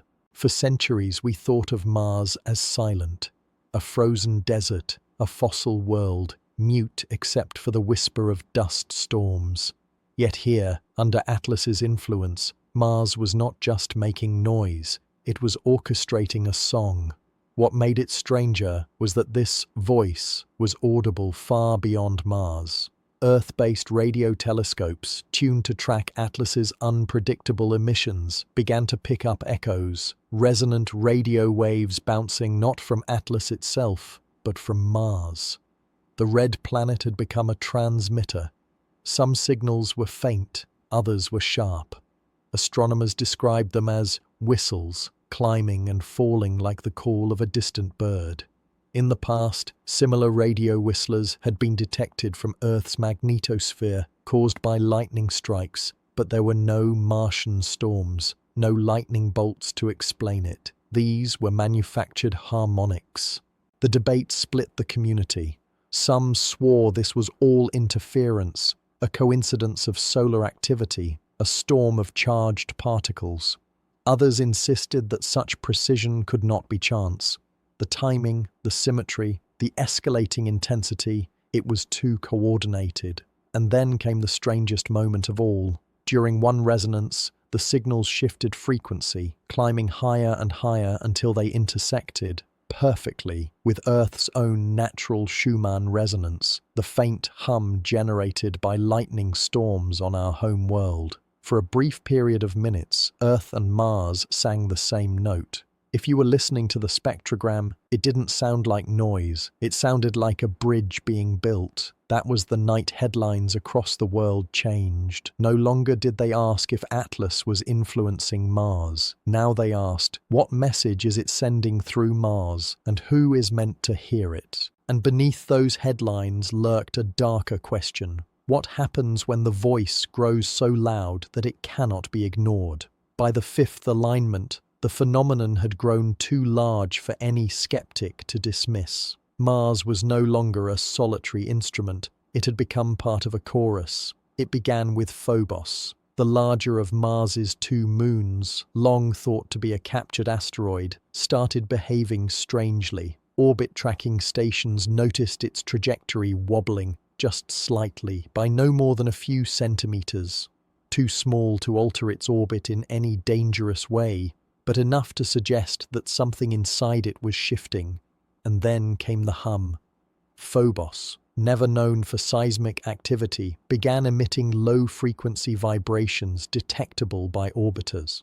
They were faint, but when mapped against Mars's pulses, they matched perfectly. Phobos had joined the song.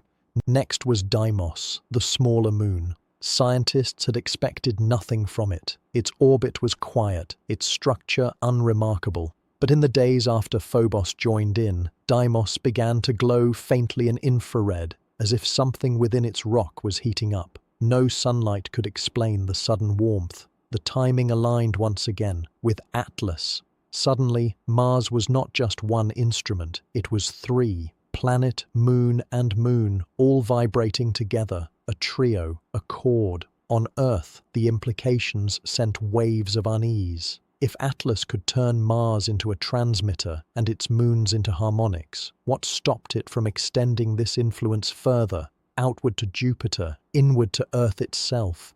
Were we watching the opening notes of a performance that would one day include the entire solar system? Theories spread quickly. Some suggested that Atlas was using Mars and its moons as a kind of tuning fork, preparing the solar system for a larger resonance event. Others claimed this was a test, a rehearsal, with Mars as the stage, and still others whispered the most unsettling idea that this was not new at all, that the music of the spheres, spoken of in ancient philosophy, was not metaphor but memory, echoes of an ancient performance that had once shaken the skies. The more Earth watched, the more one truth became undeniable. This was progression, a narrative written in resonance. Mars had gone from silent desert to trembling instrument, from lone voice to chorus. Each alignment with Atlas added new complexity, as if building toward a climax. And if Mars was Act 1, the unspoken fear lingered in every observatory. What will Act 2 sound like when Earth itself is drawn into the song? By the sixth alignment with Atlas, something shifted, not beneath Mars, but above it. The planet's thin atmosphere, long considered too fragile to sustain anything dramatic, began to behave like an instrument itself. Dust storms formed in places they had never appeared before, not from heat or wind, but seemingly in response to the resonance rising from below. These storms weren't chaotic like Earth's hurricanes. They were structured, spiraling in patterns that matched the pulses detected by seismographs. At first, only orbiters noticed faint swirls of dust that moved with eerie synchronization, as though Mars itself was sketching symbols in the air. But soon, Perseverance's cameras captured the impossible: sky ripples, waves that shimmered like sound traveling through water, rolling across the horizon above Jezero Crater. When the footage reached Earth, disbelief quickly gave way to silence. Scientists slowed the video frame by frame. The ripples weren't random, they were rhythmic, perfectly aligned with the hum that Mars and its moons were producing. The planet's skies had become a speaker, broadcasting a cosmic song not in audio but in motion. And then came the colors. During one of these rippling events, the sky briefly glowed with a faint blue-green aurora. Mars does not have a global magnetic field, and auroras there are rare, usually caused by localized magnetic anomalies. But this was different. The glow pulsed in time with Atlas. Each flare of color rose and fell like a breath, as though the planet itself had drawn energy from the interstellar object and exhaled it back into the sky. On Earth, the reaction was immediate. Headlines screamed about the breathing sky of Mars. Conspiracy forums lit up with claims that Atlas was terraforming the planet, preparing it for life, or something else entirely. Religious leaders described it as a sign, a rewriting of creation itself. But the question that unsettled everyone, from NASA engineers to philosophers, was simple: why Mars and not Earth? If Atlas had the power to orchestrate resonance in an entire world, why wasn't our planet already singing in harmony? Was Earth being spared, or was it simply waiting for its turn? Some scientists suggested an answer. They proposed that Atlas was using Mars as a test chamber, a smaller, quieter world where it could fine-tune its resonance without interference. Earth, too full of noise, too alive with competing frequencies, might not yet be ready. But another theory spread like wildfire, that Earth was already responding, just in ways we hadn't yet noticed. As Mars's skies trembled and glowed, Earth's own atmosphere was quietly recording something unprecedented. High-altitude balloons in the stratosphere picked up faint echoes, resonances that mirrored Mars's pulses, but were so subtle they blended with natural lightning hums. To the untrained ear, it sounded like nothing. To those who listened closely, it sounded like a countdown. The sky above Mars had changed, the stage had grown larger, and Earth was beginning to hear its own rehearsal notes. As the Martian skies turned into resonant instruments, Earth itself began to show subtle, unsettling reflections. It started small. Seismographs in Iceland, Chile, and Japan, regions known for volcanic tremors, recorded faint pulses that didn't align with local tectonic shifts. Instead, they mirrored the frequency Mars had been broadcasting. For weeks, scientists debated whether these were artifacts, interference from satellites, or misreadings. But as the days passed, the pulses grew sharper, more undeniable. Next came the oceans. Coastal monitors detected tide fluctuations that defied both lunar influence and wind-driven surges. In Hawaii, fishermen reported waters that seemed to breathe, rising and falling in strange rhythm, even on calm nights with no storms. In the North Sea, sensors picked up resonances that couldn't be explained by waves or weather. When the data was finally cross-checked with Mars's recordings, the match was precise. Earth's oceans had begun to hum in the same key as Mars. The effect spread upward. High above, auroras at Earth's poles took on unusual forms. Instead of diffuse sheets of green light, they appeared in repeating arcs, pulsing in sequence like the bars of a symphony. Observers described them as heartbeats in the sky. For the first time, Earth's own atmosphere was beginning to look like Mars's trembling veil. This became known as the mirror effect. Mars's resonance wasn't contained to itself. It was reflecting, rebounding, seeding responses across the solar system, Earth included. What unsettled scientists most wasn't that Earth was responding. It was that the response lagged. Mars vibrated first. Earth echoed days or weeks later. It was as though Mars had become the drum and Earth the echo chamber, repeating its beats like a shadow. Theories emerged rapidly. Some said Atlas was deliberately holding Earth back, ensuring humans couldn't interfere before the full performance unfolded. Others argued that Earth was simply too massive, too complex, and needed more time to synchronize. But the most haunting theory suggested that this lag was intentional, designed to show us the future by giving us a preview on Mars. Whatever happened there first would eventually happen here. The world took notice. Social media buzzed with videos of pulsing skies, tides, and strange signals. Politicians convened secret meetings about global readiness. And in observatories across the globe, astronomers stared not just at Atlas, but at Mars, watching for signs of what Earth might soon endure. The chorus had expanded, and the echoes had crossed space. What began as a Martian hum was now a planetary duet. And if the performance was building toward a climax, the next act would not be confined to the red planet. For the first time, humanity had to ask itself, when Earth begins to sing in full harmony with Atlas, will it be music or a warning? At first, the oceans whispered. Subtle pulses, strange rhythms in the tides, small enough to dismiss as background noise. But by the 7th week of monitoring Mars's resonance, the whispers turned into a voice, steady, deliberate, and unmistakable.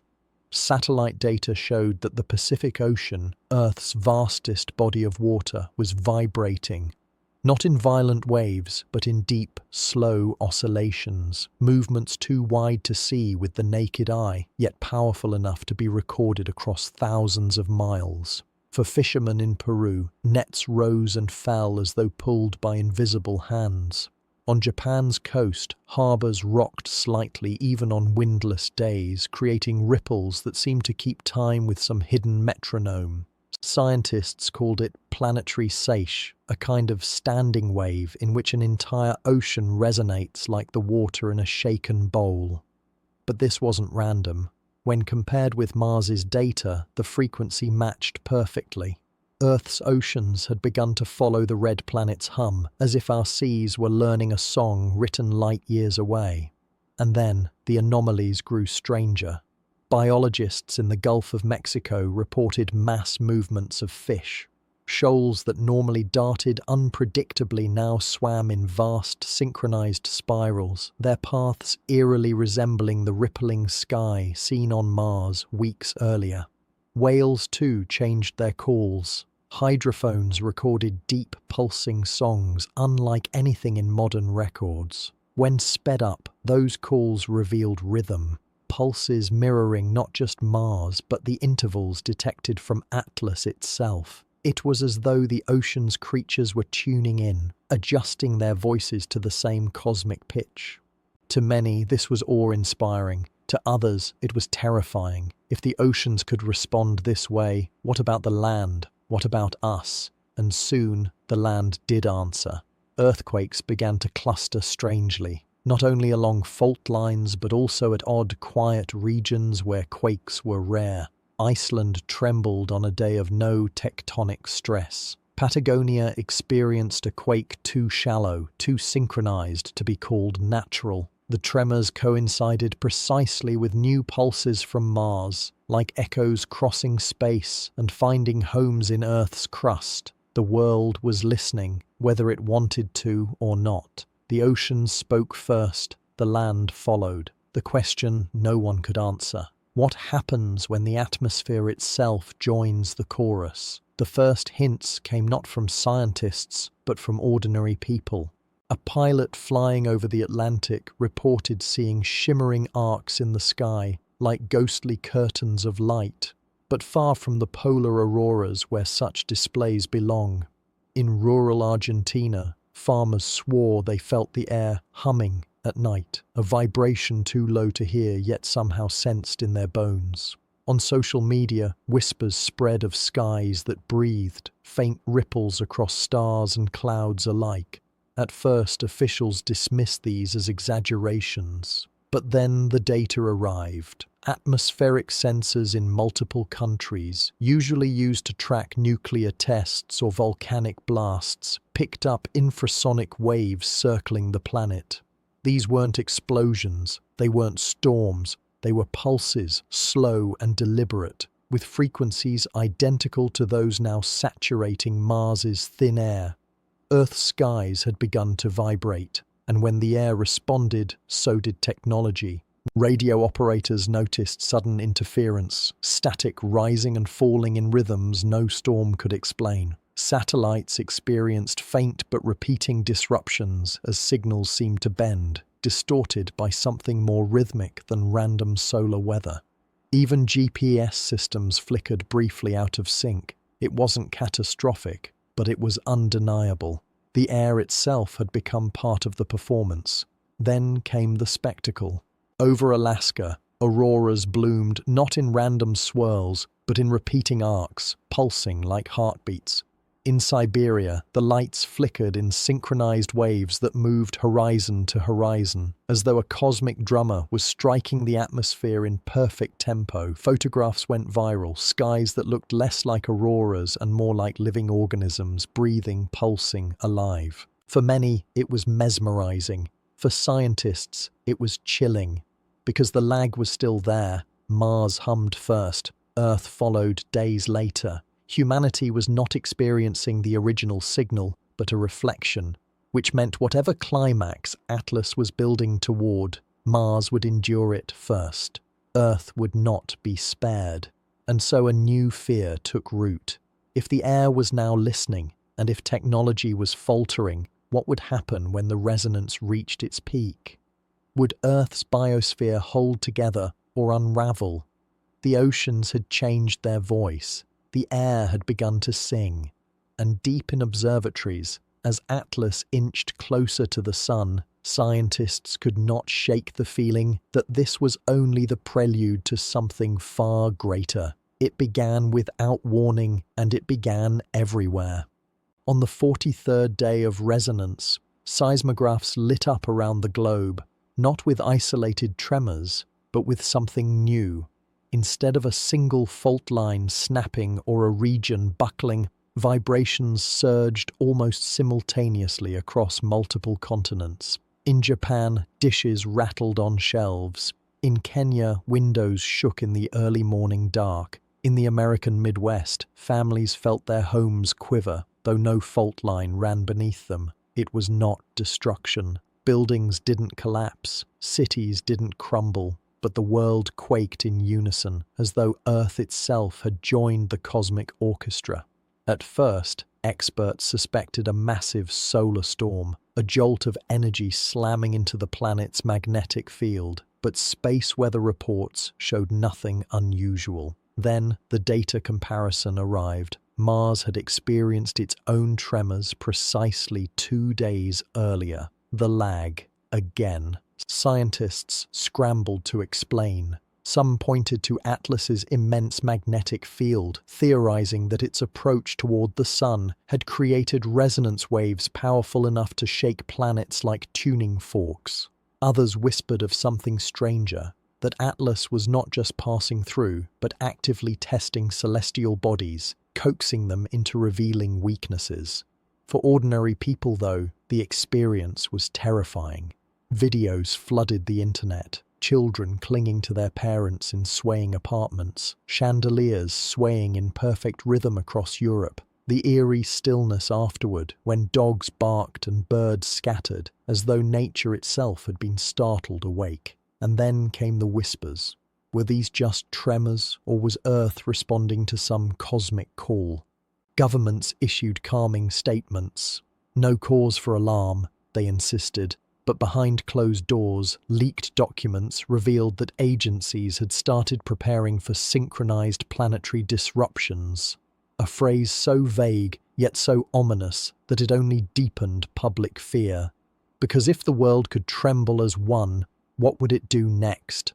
The resonance was no longer background. It was personal, tangible, felt not only by machines and scientists, but by every human being alive. And as the world braced for answers, the sky itself prepared to respond. 2 nights after the global tremor, something appeared above Earth that no one could ignore. At first it looked like auroras, the green-blue curtains of light familiar to polar regions. But this time they came far too south, dancing above Rome, glowing faintly above Cairo, shimmering across the skies of Mexico. Entire populations stood in the streets, gazing upward, phones raised. But these were no ordinary auroras. The lights pulsed in a pattern, steady, deliberate, repeating. Like a beacon, like a message. Observatories across the world confirmed it. The intervals of those pulses matched, once again, the exact rhythm of Mars's skies recorded days earlier. Earth's atmosphere was no longer just vibrating, it was transmitting. Planes reported strange turbulence, not chaotic but patterned, as if air currents themselves were being arranged by unseen hands. Satellites detected faint distortions in Earth's ionosphere, bending radio waves into rhythmic bursts. Some amateur operators even swore they heard fragments of structured sounds hidden in the static, whispers of tones no one could fully decode. And then the spectacle peaked. On the equator, where auroras should never exist, a vast spiral of light unfolded across the heavens. Not random, but precise. A spiral so vast it stretched horizon to horizon, faint but undeniable. To those watching, it felt like standing beneath a cosmic fingerprint imprinted directly into the sky. Religions called it a sign. Governments called it an anomaly. Scientists called it a resonance echo. But for the billions who saw it with their own eyes, it was something else entirely. a confirmation that Earth was now locked into the same mysterious song as Mars. The pattern lingered for 37 minutes, long enough for every camera, every news feed, every terrified witness to capture it. And then, as suddenly as it began, it vanished. But the silence it left behind was not comforting. It was charged, expectant, like the pause before the climax of a symphony. For if Earth was echoing Mars, then what fate awaited when Atlas finally reached its crescendo near the Sun? For weeks, scientists had tracked the resonance in rocks, oceans, and skies. But no one expected it to reach into the most fragile instrument of all, the human body. It started quietly, like an odd coincidence. Hospitals in Tokyo, São Paulo, and Johannesburg reported spikes in patients complaining of the same thing, a low hum in their ears, perfectly rhythmic. Doctors checked for ear infections, sinus pressure, neurological disorders. Nothing explained it. Then came the next layer. People began waking at the same exact times in the middle of the night, often around 3:13 a.m., disoriented but alert, as if pulled from dreams by something external. They described hearing not a sound, but a pattern, as though the air itself had whispered a vibration directly into their skulls. Researchers tested for mass psychosis, for global hysteria, but the data refused to fit that box. EEG machines showed strange, synchronized bursts in brainwave activity during those hours. Not random spikes, harmonics. Human brains, across oceans and continents, were aligning. Theories erupted. Was this Earth's magnetic field interacting with human neurology? Was it solar radiation slipping through the ionosphere? Or had Atlas's approach tuned us into a frequency we had never encountered before? Social media coined it the pulse. Videos spread of entire neighborhoods waking at once, lights flicking on across city skylines like ripples on a pond. Farmers in rural India swore their cattle stirred at the same moment, restless under the stars. In Alaska, entire flocks of birds took off at midnight, circling for hours as if caught in invisible currents. What unnerved scientists most was the consistency. The resonance struck every 2 nights, sometimes 3, but always in a rhythm that mirrored Mars's earlier tremor cycles. It was as though Earth had become not just a stage, but an instrument, playing out the same progression Mars had endured weeks before. But here was the haunting difference. Mars was barren. Earth was alive. Billions of beating hearts now vibrated with a force no one could measure and no one could stop. The pulse wasn't an event, it was a rehearsal, and humanity, knowingly or not, had been drafted into the performance. Then came the dreams. At first, scattered reports. A fisherman in Chile, a teacher in Nairobi, a child in Moscow. Each described the same surreal vision, standing in a desert of red dust beneath a darkened sky, staring at a glowing spiral etched into the heavens.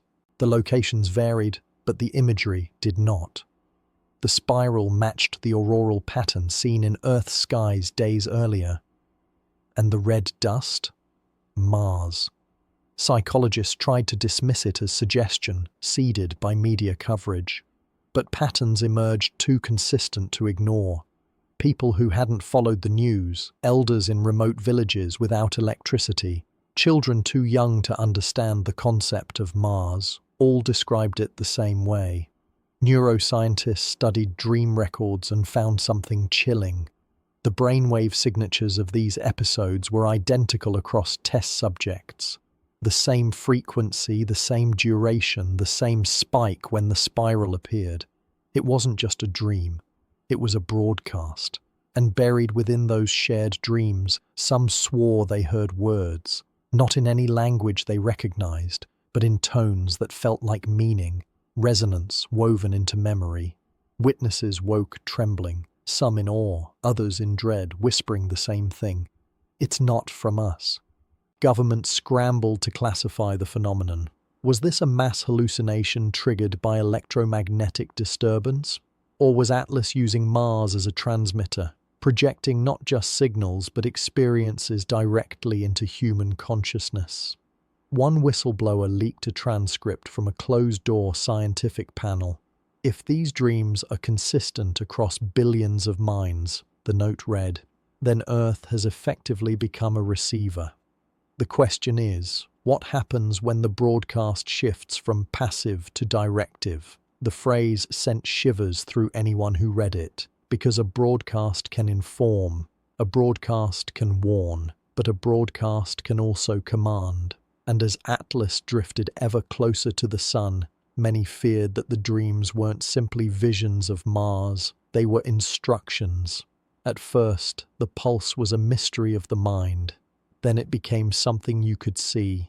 Security cameras in train stations, airports, and city squares began capturing moments so bizarre they almost looked staged. Entire groups of strangers, commuters rushing to catch their trains, tourists wandering across plazas, workers leaving factories, suddenly stopped mid-stride, as if frozen by the same thought. Then, in eerie unison, they resumed walking, not randomly, but in rhythm, step for step, a sync so exact it looked rehearsed. Clips went viral within hours. "The March of the Pulse," headlines called it. At first, skeptics argued it was selective editing, coincidence, maybe even a prank. But then came the live footage, hundreds of students on a football field in Mexico City shifting their heads upward at the exact same second, staring at a blank patch of sky as if expecting something to appear. The explanation became harder to dismiss when scientists started running controlled experiments. Volunteers from different continents were isolated in shielded rooms with no access to clocks or communications. Yet, at certain hours, 3:13 a.m. among them, they tapped their fingers on tables in identical rhythms, matching not only each other but also the global seismograph spikes linked to Atlas. The pulse wasn't just influencing sleep or dreams. It was leaking into muscle, into motion, into choice. Governments grew nervous. Military strategists whispered about the implications. What if the resonance could synchronize armies? What if, at a signal, entire cities could be nudged into panic or silence? And yet, outside the halls of power, many people described the sensation differently. They said it wasn't terrifying, it was comforting, as if, for once, they weren't alone inside their own heads. "Like being part of a choir you didn't know you joined," one woman in Toronto said. "The world feels aligned." But alignment has two edges. A choir can sing beauty or war. And as Atlas drifted nearer to the sun, its resonance no longer felt random. It felt deliberate, almost as though it was testing Earth, tuning us, adjusting us, preparing us. The next stage began quietly, gatherings no one planned. In Cairo at dawn, hundreds walked from their homes without speaking, meeting in the shadow of the pyramids. In Buenos Aires, thousands streamed into the Plaza de Mayo at midnight, sitting cross-legged in silence, staring at the stars. Drone footage showed similar scenes in villages in India, remote towns in Alaska, coastal ports in West Africa. No flyers, no texts, no social media campaigns, just a pull, described by those who experienced it as irresistible. When asked later why they went, the answers were unsettlingly similar. "I felt called. I couldn't stay inside." It wasn't fear, it was invitation. Scientists scrambled to measure these spontaneous gatherings. Monitors placed near crowds picked up faint electromagnetic spikes, frequencies resonating with those same cycles first seen on Mars. The gatherings weren't random. They were synchronized to Atlas's orbital shifts, each one coinciding with the comet's subtle changes in velocity as it drew nearer the sun. And in the gatherings themselves, strange phenomena were reported. Some claimed they heard faint harmonics in the air, like music without instruments. Others swore their thoughts weren't entirely their own, that ideas arrived as if whispered from outside, urging them to look, to wait, to prepare. The imagery of the dreams, the spiral in the sky, the red dust, returned in waking life. Children in several countries drew the same shapes in chalk on sidewalks, spirals spiraling outward, always oriented toward the sun. Farmers traced them into fields. Artists painted them without understanding why. Governments responded uneasily. In some cities, riot police were deployed, fearing unrest. Yet the gatherings remained peaceful. No riots, no demands, just people waiting together, silent, as if listening for something the rest of the world couldn't hear. And that silence unsettled leaders more than shouting ever could. Because when humanity moves without invitation, without planning, yet in perfect rhythm, the question isn't if they're following someone. The question is who. When the gatherings began, the world's leaders could no longer ignore the resonance. It wasn't just conspiracy forums or fringe scientists whispering about Atlas. It was front-page news. The images were too clear, too global, too synchronized to dismiss. Governments scrambled to act. In Washington, London, and Beijing, special task forces were formed under the guise of public safety. But behind closed doors, the fear was sharper. What if the pulse could override national command structures? If civilians could be drawn into silent, unified gatherings, could soldiers, pilots, or nuclear technicians be pulled the same way? The first countermeasures were technological. Massive jamming fields were deployed in cities like New York and Tokyo, designed to block frequencies that might be manipulating crowds. Cell towers were briefly repurposed into shielding networks. Even satellites were tasked with flooding the ionosphere with counter-signals, a kind of planetary white noise. For a week, it seemed to work. The gatherings thinned, the synchrony broke. The silence in plazas was replaced by confusion. Headlines read, "Mysterious marches end, science prevails." Politicians congratulated themselves. But then, at 3:13 a.m. one Thursday morning, millions around the globe woke in unison, even in the jamming zones. Not to walk, not to gather, but to hum. A low, resonant tone filled apartments, dormitories, refugee camps, penthouses. Recorded separately across continents, the tone was identical, pitch-perfect, locked to the same strange cycle of Atlas's orbit. Worse still, the jamming equipment didn't interfere. In fact, it amplified. The shielding towers vibrated in sympathy, turning into speakers for a frequency no one had programmed. Engineers swore the systems had been hijacked, but forensic audits revealed no hack, no signal intrusion. The resonance wasn't coming through the airwaves, it was coming through us. As one physicist admitted on live television, we assumed we were blocking an external signal. But what if the source isn't broadcasting at all? What if Atlas has changed something inside our biology, and the frequency is now generated from within? It was a statement that cracked the illusion of control. If true, governments weren't defending their citizens from an outside force. They were resisting their own people. And resistance to that kind of change always fails. The second response was secrecy. If technology couldn't block the resonance, perhaps information could. Governments began censoring videos of the gatherings, suppressing reports of synchronized humming, discrediting scientists who spoke of biological entrainment. Social media accounts were deleted in waves. News anchors abruptly shifted topics mid-sentence. Behind this curtain, high-level councils met in what insiders called the glass rooms, sealed chambers deep underground, lined with vibration-dampening alloys designed to be resonance-proof. The irony was not lost on those inside. Humanity was hiding from its own heartbeat. Yet even there, the pulse found them. Transcripts later leaked from one such meeting in Geneva. Midway through a heated debate about whether to declare a global emergency, every delegate in the room stopped speaking.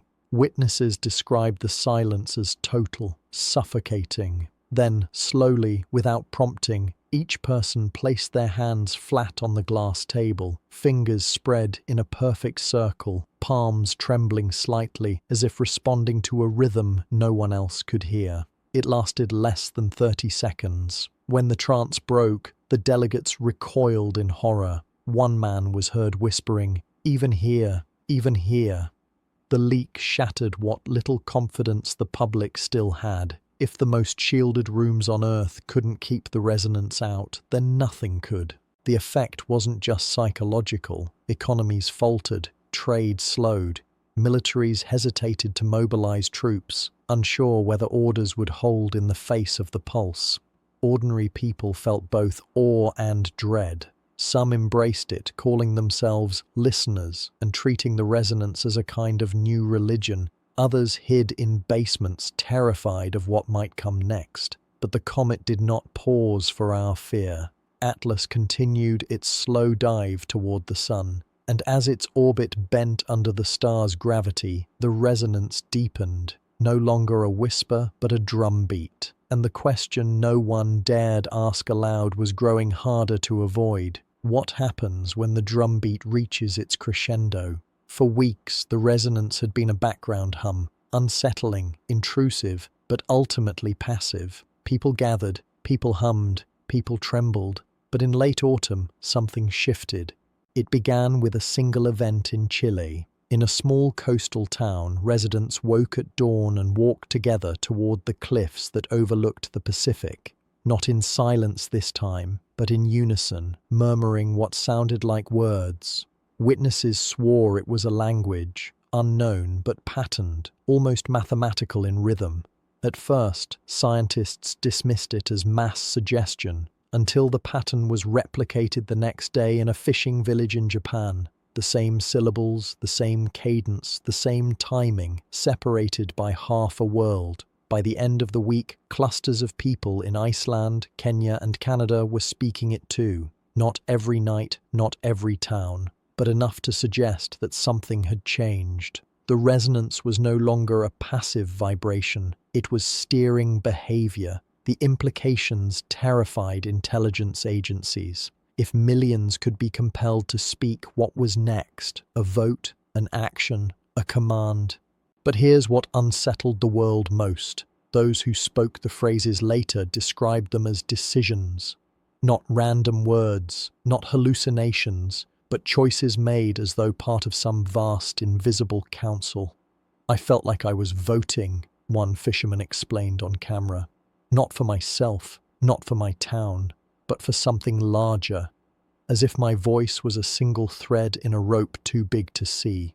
It was the first suggestion that the resonance wasn't just altering behavior, it was guiding collective will, and humanity had never been more divided. Some saw hope, believing the pulse was a way to unite a fractured species under one voice, one choice, one destiny.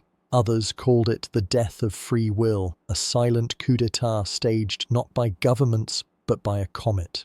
And yet, even the skeptics admitted something undeniable. The world had never felt so synchronized. Stock markets rose and fell in eerie harmony. Protests across nations adopted identical chants without prior communication. Even natural disasters, earthquakes, storms seemed to trigger coordinated humanitarian responses before official aid could be organized. It was as though the planet itself had joined the rhythm. But if Earth was marching to the beat of Atlas, what did that mean for Mars? While Earth convulsed under the pulse, the orbiters and rovers stationed around Mars began sending back data, unsettling in its simplicity. Atlas passed closer to Mars than to Earth, skimming near the red planet's orbital path before dipping sunward. But the resonance there did not produce gatherings, humming, or strange languages. Instead, it produced silence.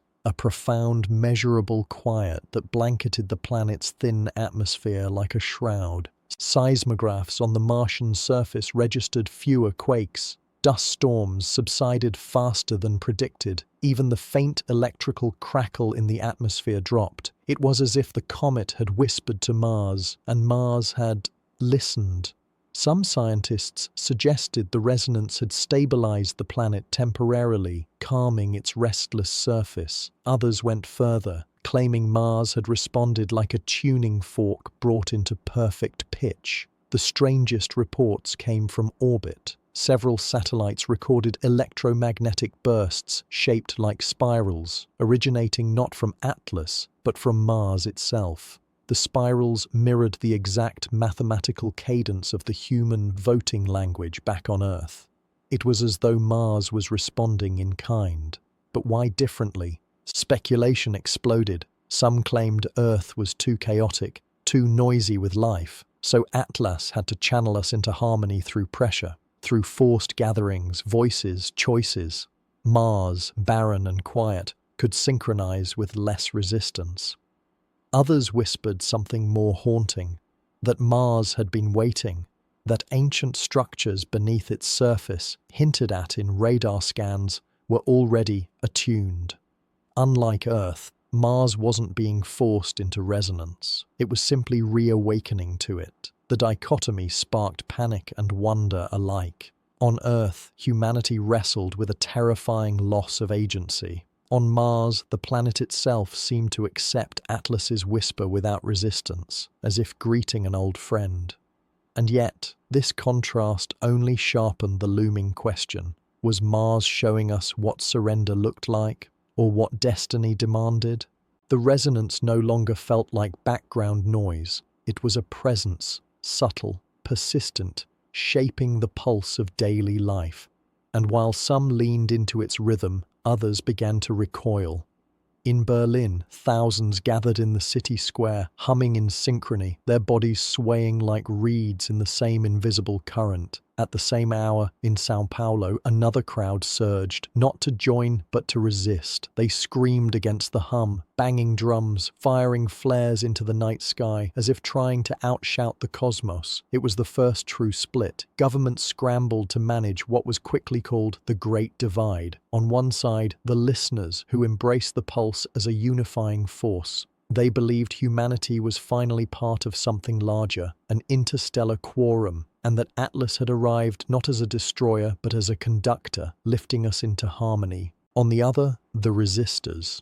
Fiercely protective of autonomy, they argued that free will was slipping away, hijacked by a celestial trick. They compared the resonance to hypnosis, to colonization of the mind. Some took to wearing noise-cancelling helmets, pumping white noise through headphones, desperate to block the hum. But neither side could ignore the truth. The resonance was growing stronger. Reports emerged of people making identical choices across continents, resigning jobs en masse, planting the same crops, choosing the same words in unrelated debates. Entire villages in India and Nigeria altered their schedules spontaneously, sleeping at the same hours as towns thousands of kilometers apart. It was as though invisible strings had begun knitting humanity into a single fabric. And yet, the resistors found a haunting confirmation of their fears. A covert study in Geneva showed that the brains of frequent listeners displayed new neural pathways, small, luminous bridges forming across hemispheres, as if the brain itself was rewiring. Adaptation, said some scientists. Invasion, said others. The divide deepened. Clashes erupted, not between nations but between neighbors. In New York, a cafe owner closed her shop after her staff began singing in unison against her will, refusing to serve resistors. In Cairo, a mosque congregation split mid-prayer, half swaying to the pulse, half storming out in rage. For the first time in centuries, humanity wasn't fractured by borders, religions, or languages. It was fractured by a question whispered beneath the hum. Do we resist the voice of the cosmos, or do we let it carry us? As Earth quarreled, Mars remained eerily consistent. Orbital data revealed something no one could dismiss. The spiral signals emanating from Mars were intensifying.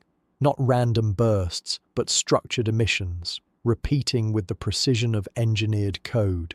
They pulsed in harmony with Atlas's trajectory, like replies in a cosmic dialogue. And then came the revelation that froze even the most skeptical hearts. Hidden within the spirals was a repeating pattern of geometry, circles within circles, linked by thin lines. When mapped onto Mars's surface, the design matched radar anomalies beneath the crust, vast hexagonal structures buried deep under the sands of Utopia Planitia.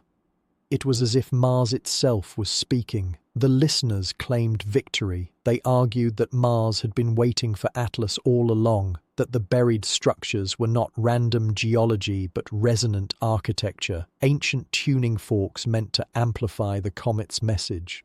The resistors, however, drew darker conclusions. If Mars was already aligned, then humanity wasn't joining a conversation. It was being forced into a role rehearsed long before we existed. Earth was late to the orchestra, and Mars had been holding its place in the choir for eons. The tension between Earth and Mars grew symbolic. Where Earth bucked, argued, and fractured, Mars surrendered without hesitation. To some, it was a glimpse of what harmony looked like. To others, it was proof of enslavement. And then the most chilling discovery surfaced. A European orbiter picked up an electromagnetic echo, faint but undeniable. It wasn't from Atlas. It wasn't from Mars's surface. It was beneath it. The echo mirrored Earth's voting language almost perfectly, except it wasn't spoken by humans. It was deeper, slower, older, a chorus beneath the ground, answering Atlas in a voice Earth had never heard. The question burned across the world. If Mars was already speaking with Atlas, whose voice were we really joining?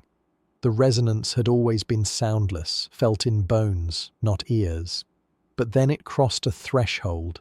One evening, across 6 continents, the air itself seemed to quiver. Birds abandoned their flight paths mid-air, spiraling downward in confused flocks. Ocean tides surged several centimeters higher than predicted. In Tokyo, the synchronized hum rattled skyscraper glass, though no wind moved. And then came the blackout. At precisely 02:17 UTC, power grids in 20 major cities flickered out. Paris, Johannesburg, Beijing, and Los Angeles all plunged into darkness within seconds of one another. What made the event terrifying wasn't the outage itself, but what came after. From balconies and rooftops, people reported seeing faint patterns etched across the night sky, shapes shimmering like auroras, yet precise as blueprints. Circles, hexagons, spirals. They weren't random. They matched the very patterns detected on Mars. It was as though the sky itself was transmitting. Scientists scrambled to explain. Some argued it was atmospheric interference, the resonance ionizing the upper layers of Earth's magnetic field. But the timing, coinciding with the blackout, suggested intention. The listeners saw it as an invitation, the cosmos writing across the firmament for all to see. The resistors saw it as proof that Earth's autonomy was slipping, that Atlas had already gained leverage over our planet's most delicate systems. And while humans debated, the Earth responded in its own way.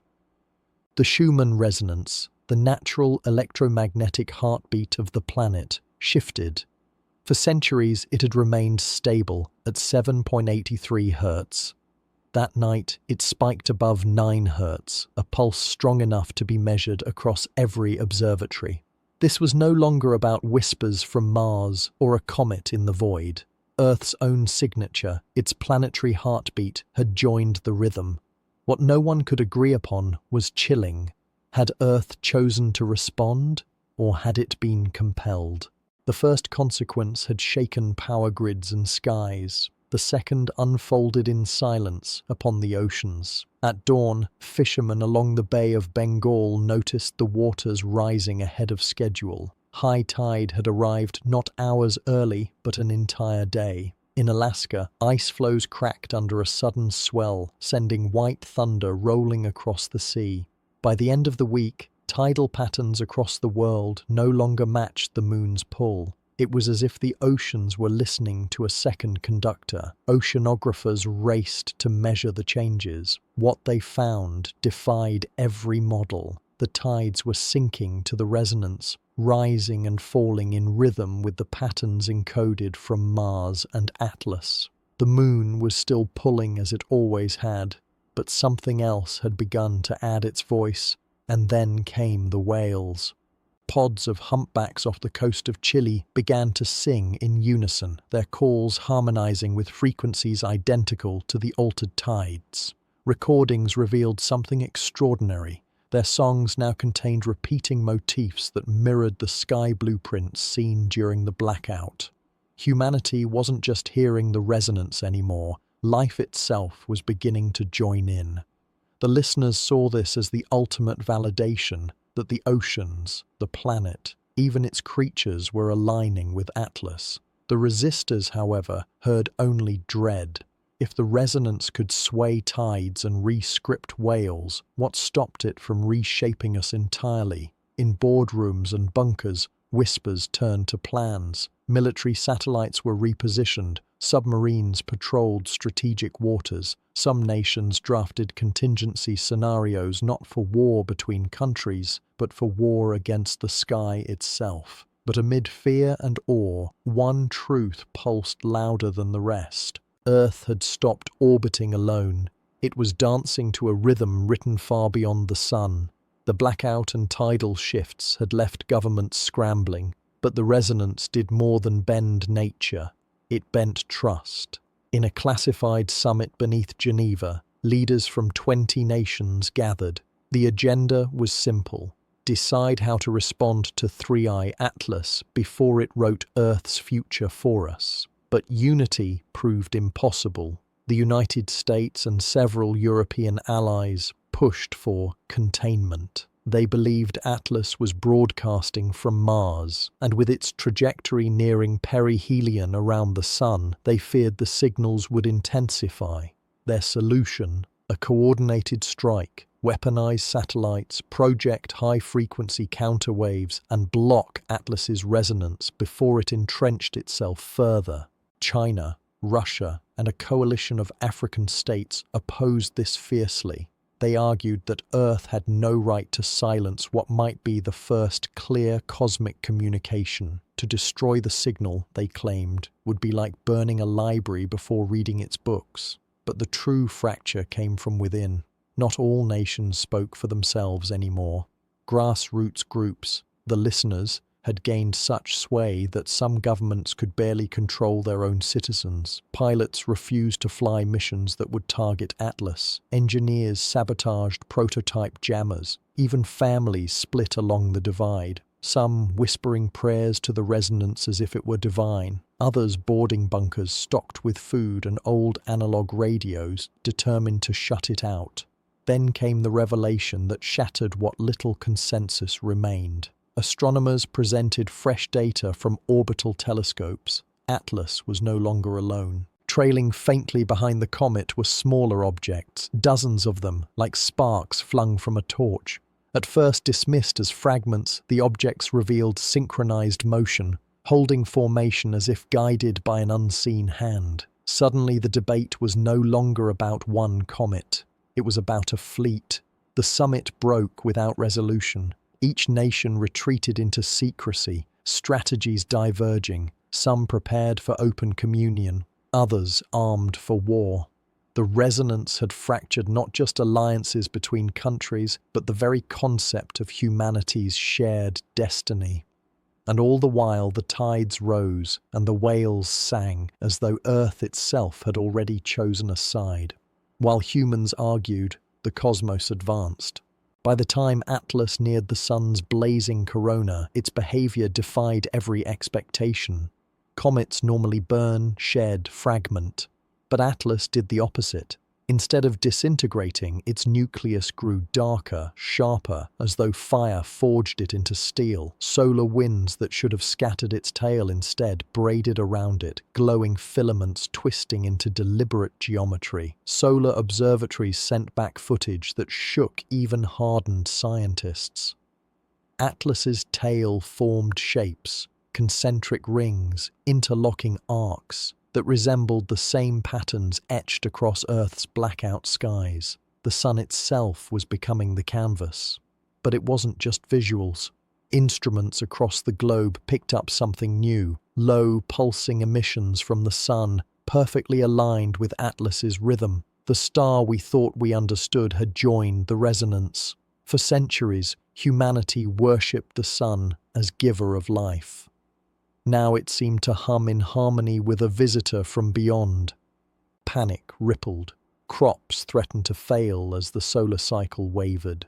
Auroras lit skies where no auroras had ever been, over Cairo, over Sao Paulo, over the equator itself.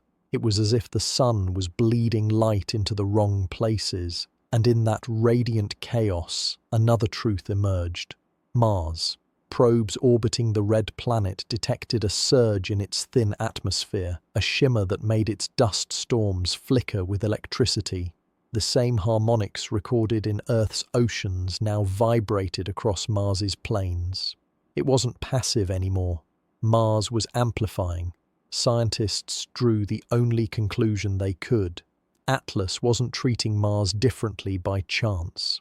Mars was the relay, a midpoint in a transmission not from comet to Earth, but from comet to Sun, with Mars as its amplifier. If that was true, then Earth wasn't the target at all. Earth was just collateral. The idea struck deeper than fear. It stripped humanity of its imagined centrality. What if this was never about us? And yet, the resonance had already bled into our skies, our oceans, our cities. Whether target or accident, Earth was being rewritten in the wake of a cosmic conversation we had never been invited to join. The news that Mars had become a relay and that Atlas was weaving the sun into its rhythm spread like fire through a dry forest. For many, it was the breaking point. Governments could no longer mask the scale of what was happening. Every night, ordinary people saw auroras bleeding into skies where none had ever existed.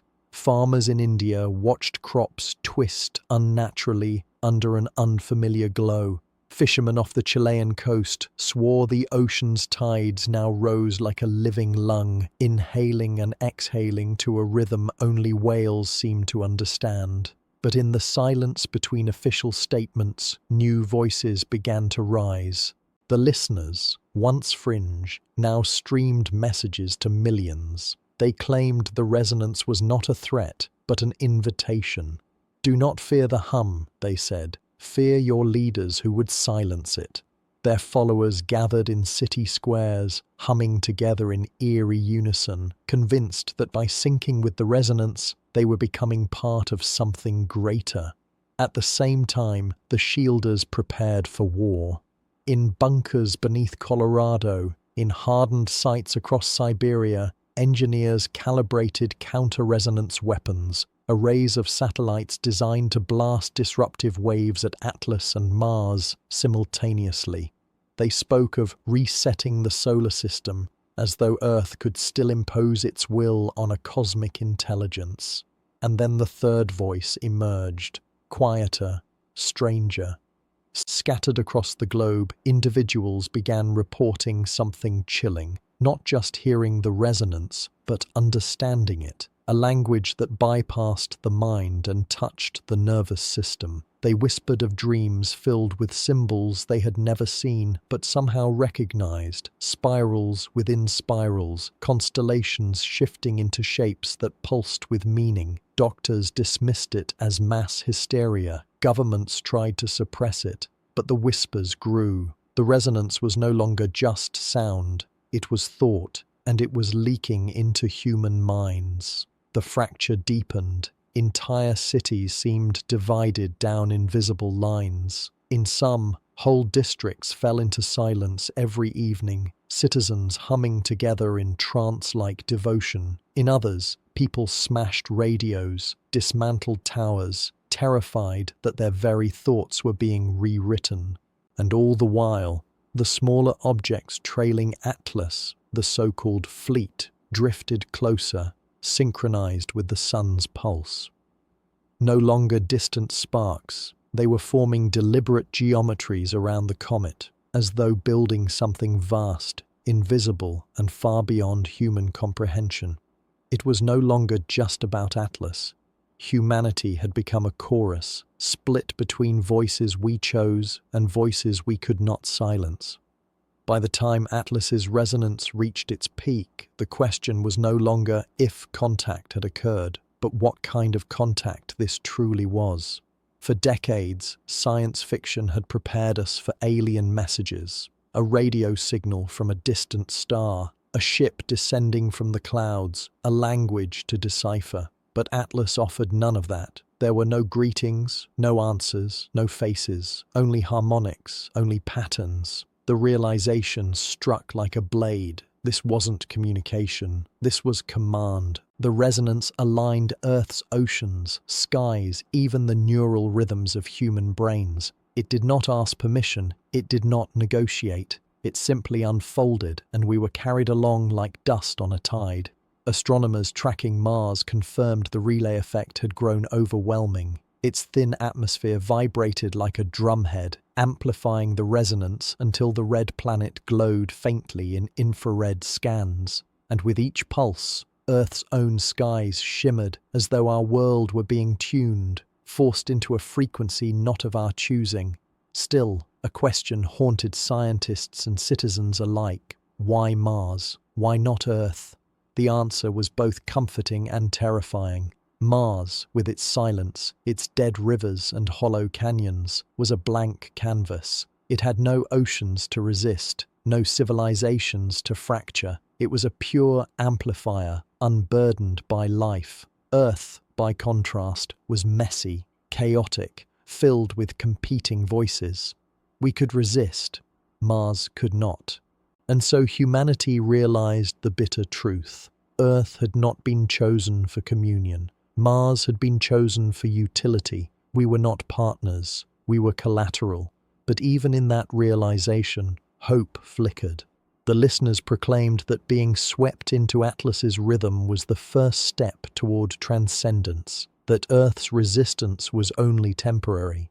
The shielders doubled down, declaring humanity's independence must be defended at all costs. And somewhere between them, the whisperers, the ones who dreamed in resonance, began to organize. They claimed they could translate, not into words, but into purpose. They spoke of vast constructions not yet visible, of a plan spanning the sun itself. Yet their final warning chilled even the most devoted listener. This is not their first time, they whispered. This is their pattern. Worlds are tuned, suns are rewritten, civilizations are absorbed. It was not contact, it was assimilation, and Atlas had only just begun.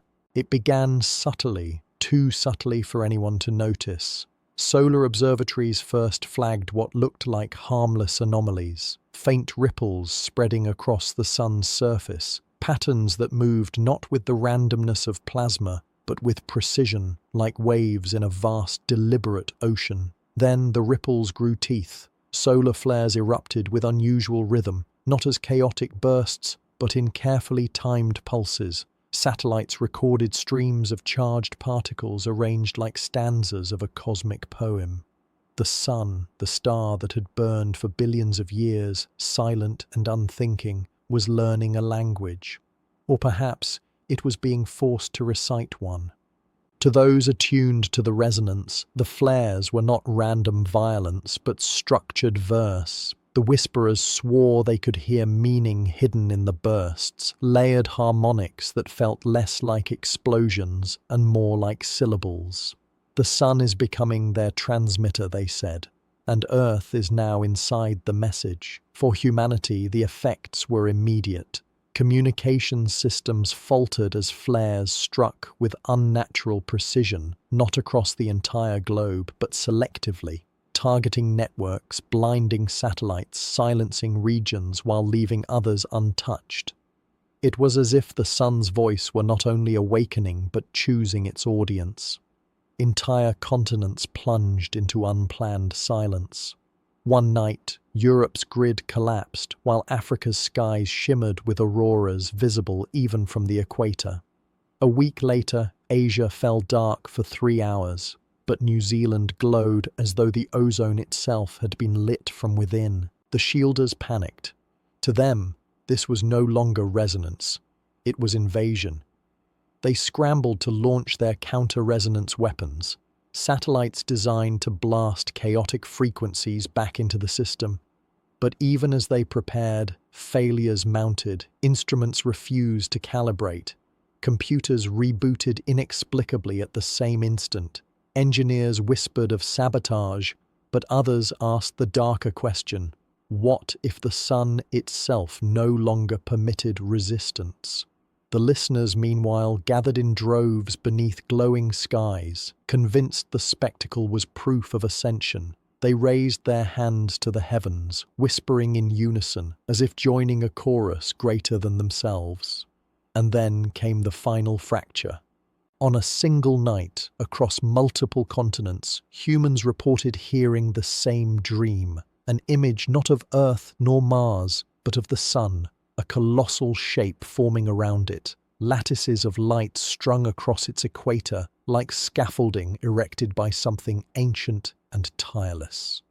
The sun was no longer just a star, it was becoming architecture. As scientists compared data from telescopes, satellites, and dream journals, one terrifying conclusion emerged. Atlas and its fleet were not improvising. They were following a plan, one older than humanity, older than Earth, perhaps older than the sun itself. The resonance was not communication, it was instruction, and the solar system was the construction site. The smaller bodies trailing Atlas, once dismissed as debris, were aligning into vast geometric patterns, arranging themselves like beads on invisible threads stretched across space. From Earth, they were faint, barely visible through telescopes, but their orbits were too precise to be natural. The whisperers declared the truth first. These are not random objects, they are instruments. Together, they are weaving a lattice around the sun. The purpose became clearer with every passing week. The flares were no longer unpredictable storms, but engineered bursts, timed in resonance with the fleet's positions. Mars throbbed as the primary relay, Earth groaned under secondary influence, and the sun, our ancient lifeline, was being rewritten into a mechanism. But for what? Some argued it was a power siphon, a Dyson-like net to drain the sun's energy. Others claimed it was not extraction, but metamorphosis. The sun itself was being sculpted into something beyond comprehension, its natural song erased and replaced by the rhythm of Atlas. What unsettled humanity most was not the scale, but the elegance. The patterns forming across the heavens resembled not machinery, but art. Spirals, fractals, and arcs so intricate they mirrored the shapes humans had painted in temples millennia before. It was as if the builders had been here long ago, leaving fingerprints in myths, only to return now and complete their work. On Earth, chaos deepened. Shielders prepared desperate strikes, while listeners declared it sacrilege to interfere. Governments split down the middle, civil wars flickered in shadows of auroras, and through it all, the resonance seeped deeper into human thought, as if calibrating us alongside oceans, skies, and suns. The chilling truth loomed. This was not an arrival. This was not first contact. This was a process. Atlas had not chosen Mars over Earth. It had not ignored us. It had used Mars as a tool, Earth as a test, and the sun as the canvas. The solar system was never ours. It had always been theirs, and we were only now awakening to the pattern written in light. The lattice was nearly complete. From Earth's skies, astronomers no longer needed advanced instruments to see it. Faint, glowing arcs stretched across the night, weaving into patterns like ancient constellations rewritten in fire. Humanity was no longer looking at stars, it was looking at blueprints in motion. The shielders were frantic. They believed the final stage was absorption, the complete reprogramming of the sun. Their response was drastic. The launch of Project Helios, a fleet of nuclear-armed probes designed to strike at the swarm of objects arranging themselves around our star. But even as they prepared, strange failures multiplied. Navigation systems pointed their missiles in the wrong directions, communication links dissolved in static, and engineers swore the resonance itself had reached inside the circuitry, twisting it into silence. The listeners saw this differently. To them, the lattice was not death, but ascension. They gathered in fields, on rooftops and on beaches, whispering prayers into the charged night air, convinced the Song of Atlas would carry them into something beyond humanity. "Don't fight the tide," they said. "Let it carry us." And then came the omen. One night, all across Earth, people shared a single dream. They stood on a surface of burning glass beneath a blackened sky. Before them the sun loomed, vast, radiant, and unfamiliar, its surface crossed with shining bridges of light. From those bridges hung cities suspended in the void, towers stretching from fire into infinity. Humanity's world was no longer Earth. It was orbiting inside a machine that had replaced its star. When they woke, the divide was final. Some vowed to resist at any cost. Others embraced the vision, calling it prophecy fulfilled. The world fractured into two truths, each certain the other was madness. But while humanity quarreled, Atlas moved with steady grace. The fleet's shadows aligned perfectly with the sun's equator, drawing the last lines of the lattice. The resonance reached its peak, vibrating through stone, water, and bone. The last decision wasn't whether Atlas would complete its work. It was whether humanity would cling to its fragile independence or step willingly into the rhythm being written across the cosmos. Either way, the countdown had ended. And then it happened. In the silence of space, the lattice around the sun blazed to life. What had once been threads of faint light erupted into radiant arcs, brighter than the corona itself. For an instant, day and night ceased to matter. On Earth, people stumbled from their homes to witness a sky torn open by fire and geometry. The sun was no longer just burning, it was singing. Its flares no longer random or violent, but structured into resonant chords. Waves of light pulsed outward in symmetrical harmony, carrying with them patterns that no human mathematician could fully parse. It was not mere energy, it was information, encoded across frequencies that touched not just machines, but minds. Some wept, some screamed, some fell silent, overwhelmed by the immensity of it.